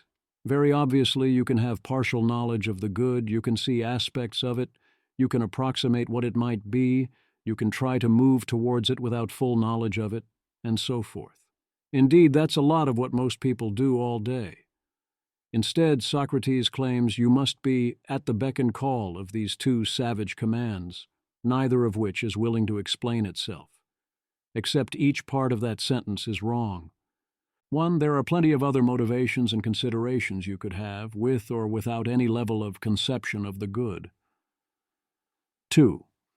You can take into account information and incentives from various sources, including various aspects of these savage commands, without being at their beck and call in the intended sense. 3. The commands are happy to explain themselves. Not that you can talk to them as if they are people, but one can and should inquire into them and explain their workings, and thus be able to handle them better. The claim that there is no tension between the value of justice and the value of advantage does not seem to understand the meaning of either justice or advantage. A lot of these philosophers are going around twisting these words, especially justice. She's trying to use justice as basically do the correct thing? Kantians, Utilitarians, and Aristotelians all end up taking Socrates' side against Alcibiades. When we refer, alongside Alcibiades, to the clash between justice and advantage, we are confessing our inability to give a coherent, non-wavering answer to the question, how should I act? The theories of Kant, Mill, Aristotle, and Socrates are designed precisely to yield such an answer. Mill is saying that justice is whatever maximizes aggregate utility, but that's not what the word or concept justice means. If you want to maximize aggregate utility as the good, then I can understand that argument, but that simply is not justice. It is a decision to not give a flying abro about justice. Claude calls Mill's move here conceptual imperialism. Mill would bite the bullet and say our traditional concept of justice is wrong, but an honest Mill would stop using that word. It does not mean what he thinks or claims it means. The actual implied claim here that there is no conflict between justice and advantage is one Mill would actually reject. Mill is saying AIUI that choosing advantage is immoral and wrong, that maximizing aggregate utility should always win, so there is no conflict. But that's like saying there's no conflict between my desire to take your lunch money and you eating lunch, because I'm stronger than you and therefore you're not going to be eating lunch, so there's no conflict. Okay, I guess. I know quite a lot of utilitarians. They all very much understand that there is a war, that they believe the good is to maximize utility in general, but that people want to maximize their own utility, and the people are not confused when they think there is rather a big difference. Kant basically cheats AIUI in the second critique by bringing in God and immortality and so on to ensure that virtue and happiness align and thus dissolve the conflict via claiming, nonsensically, that acting maximally according to these rules will maximize your happiness. I mean, that has to be true, right? Or else there would be chaos. There's a reason most people, AIUI, quietly ignore that attempt. But without it, you fall back on Kant saying his version of rational duty is morally correct, and maybe it is. But that doesn't mean you win by doing it, or it doesn't face a conflict with advantage. One could even say that, in making this very argument, Kant refutes the core claim, because Kant, in making these arguments, violated his own moral laws in order to gain an advantage in various ways, including asserting to those around him he was a theist. But actually none of that works at all for Kant. Kant explicitly distinguishes Recht, right justice, from Tugend, virtue. Kant ties himself up in various knots to claim there is no conflict between duty and rational self-interest, but his version of duty goes far beyond only the concept of justice, so no, he doesn't endorse this. Certainly if you go around asking most deontologists, they won't endorse it either. If you never waver and never see a conflict between different incentives, then that means either you are blindly following some set of rules, whether or not that makes sense, or you are omniscient. Not philosophically coherent, but outright omniscient. Accusations that are, essentially, you claim X, but clearly that means you are not omniscient, should be replied to with, are you? The hardest thing in this world is to live in it. Socrates seems to answer, well, no, but how dare you rest until we both are? Socrates would charge all of these views with creating a false ceiling. What they are calling knowledge is not yet knowledge. Another higher kind of knowledge is possible. The mystery substance with which they insist knowledge be supplemented is, according to Socrates, a fiction constructed to cover the ignorance born of prematurely arrested inquiry. If you actually knew what you should do, you would do it. So long as you don't know, holds Socrates, the proper ethical attitude is an inquisitive one. Let me emphasize that I am not putting forward this series of Socratic critiques as valid. I am only putting them forward as Socratic. It's good to see the explicit non-endorsement here, given how silly the claim is. If you were omniscient and had the ability to adjust your cognitive algorithms sufficiently to get yourself to do whatever you should do, then yes, you would always do whatever you should do. Although as per the Acrasia discussion, merely knowing what you should do at time t does not mean you will always do that at time t. for a common version of what knowing what you should do means here. The bigger mistake is the idea that if you do not fully know what to do in all situations, if you do not have this full Socratic knowledge that is effectively omniscience, then you should put off action and instead only inquire. Why isn't Socratic ethics already a well-established tradition of its own? The answer is that Socrates' ethics is intellectualist, and people have a strong and deep aversion to intellectualism.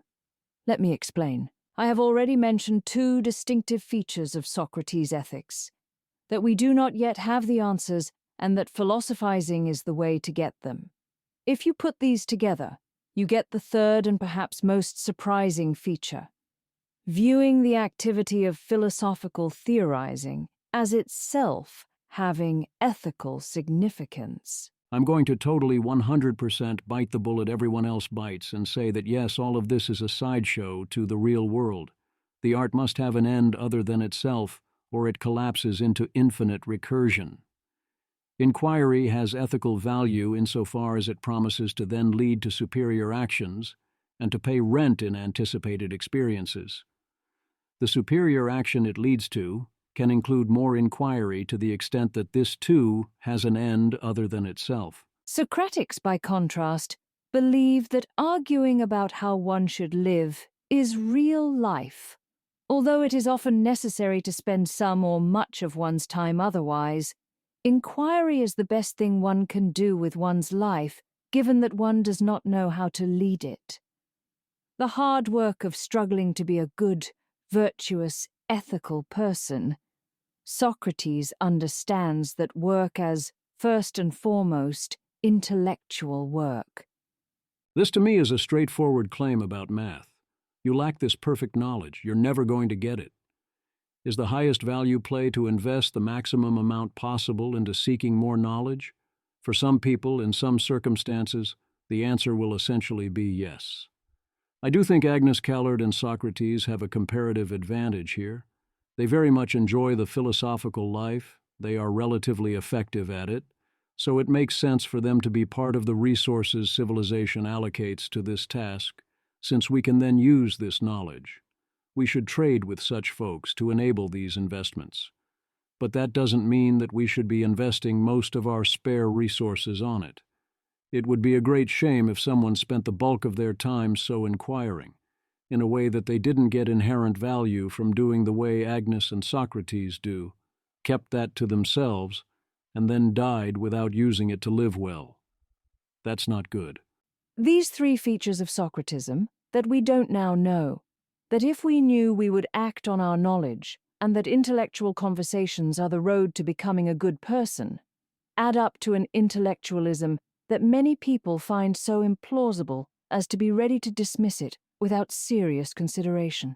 To sum up how I react to these three features: 1. We don't fully know, but have a lot of information that helps us act. 2. It ain't necessarily so, but to a large extent, yes, and that's what we do. 3.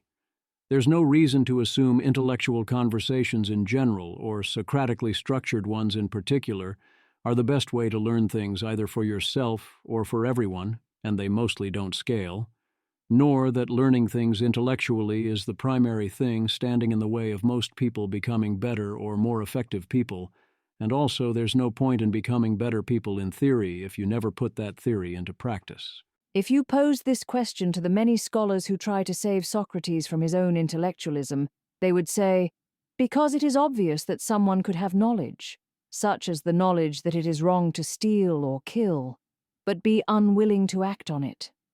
Socrates' response is, what makes you think that was knowledge? The real source of the opposition to Socratic intellectualism is not the common-sense observation that people often act in ways they are ready to repudiate, but the insistence that what we sometimes act against deserves to be called knowledge. When I say I know it is wrong to steal or kill, that is imprecise. What I am actually saying is I put a very high probability on the hypothesis that it is, in the vast majority of practical situations, wrong to steal or kill. I can indeed know that, and I can and do act on it, and there is a very high probability this is going to work out quite well. We do things we are only 99.9999% sure of quite a lot, or 99%, or 90%, or 51%, or 10%. But no one has a better idea, and it just might work. We must, because the alternative looks worse. What makes Socrates think he knows that it is better to inquire? He knows nothing. They call it Utopia for a reason. Summarizing. Many have proposed various utopias. There's no reason people of various ethical schools can't propose them. But the closest thing to one in real life, Chautauqua, New York, turned out to be boring, because it did not contain real struggle or real villains. Few students see getting kicked out of the Garden of Eden as a punishment. I agree that this paradox of utopia suggests that we have an incomplete understanding of what we want or would be satisfied with. Like many things, we have heuristics and approximations that mostly succeed on the margin, but that don't work when sufficiently out of distribution. Boredom and lack of meaning are the final boss. You play to win the game. After the game is over, you start a new one. Thus, the best we've been able to figure out: hands make the tools, build the fire, plant the grain. Feet track the herd, build a world, begin again. In the context of Open Socrates, the obvious parallel is that utopia is what happens when you make everyone equate justice and personal advantage. The result is you get justice, but you don't get personal advantage. Because without that element of conflict, it's all boring and it sucks. Well, then they were never the same thing, were they? The end of Book 1. That's a lot of words for what was, essentially, you have been trying to solve the wrong problem using the wrong methods based on a wrong model of the world derived from poor thinking, and unfortunately all of your mistakes have failed to cancel out, which is way better than the standard approach of not trying to solve the problem and instead using methods that cannot possibly work without any model of the world or any thinking whatsoever. Book 1 focused on the wrong problem and the wrong model of the world. Book 2 is about the wrong methods and the derivations from poor thinking. Given how long this was already getting and that a lot of the groundwork was already in place, as I went over Book 2, I decided to pick up the pace and offer fewer quotes and generally get on with it, at least in relative terms. If you get confused and a passage seems important, my apologies, and I suggest you consult your local LLM.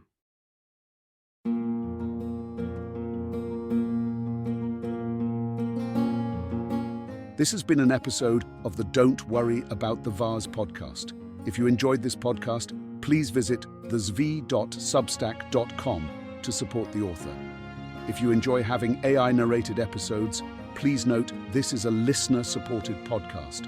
To receive new posts and support the cost of creation, consider becoming a subscriber at dwatvpodcast.substack.com.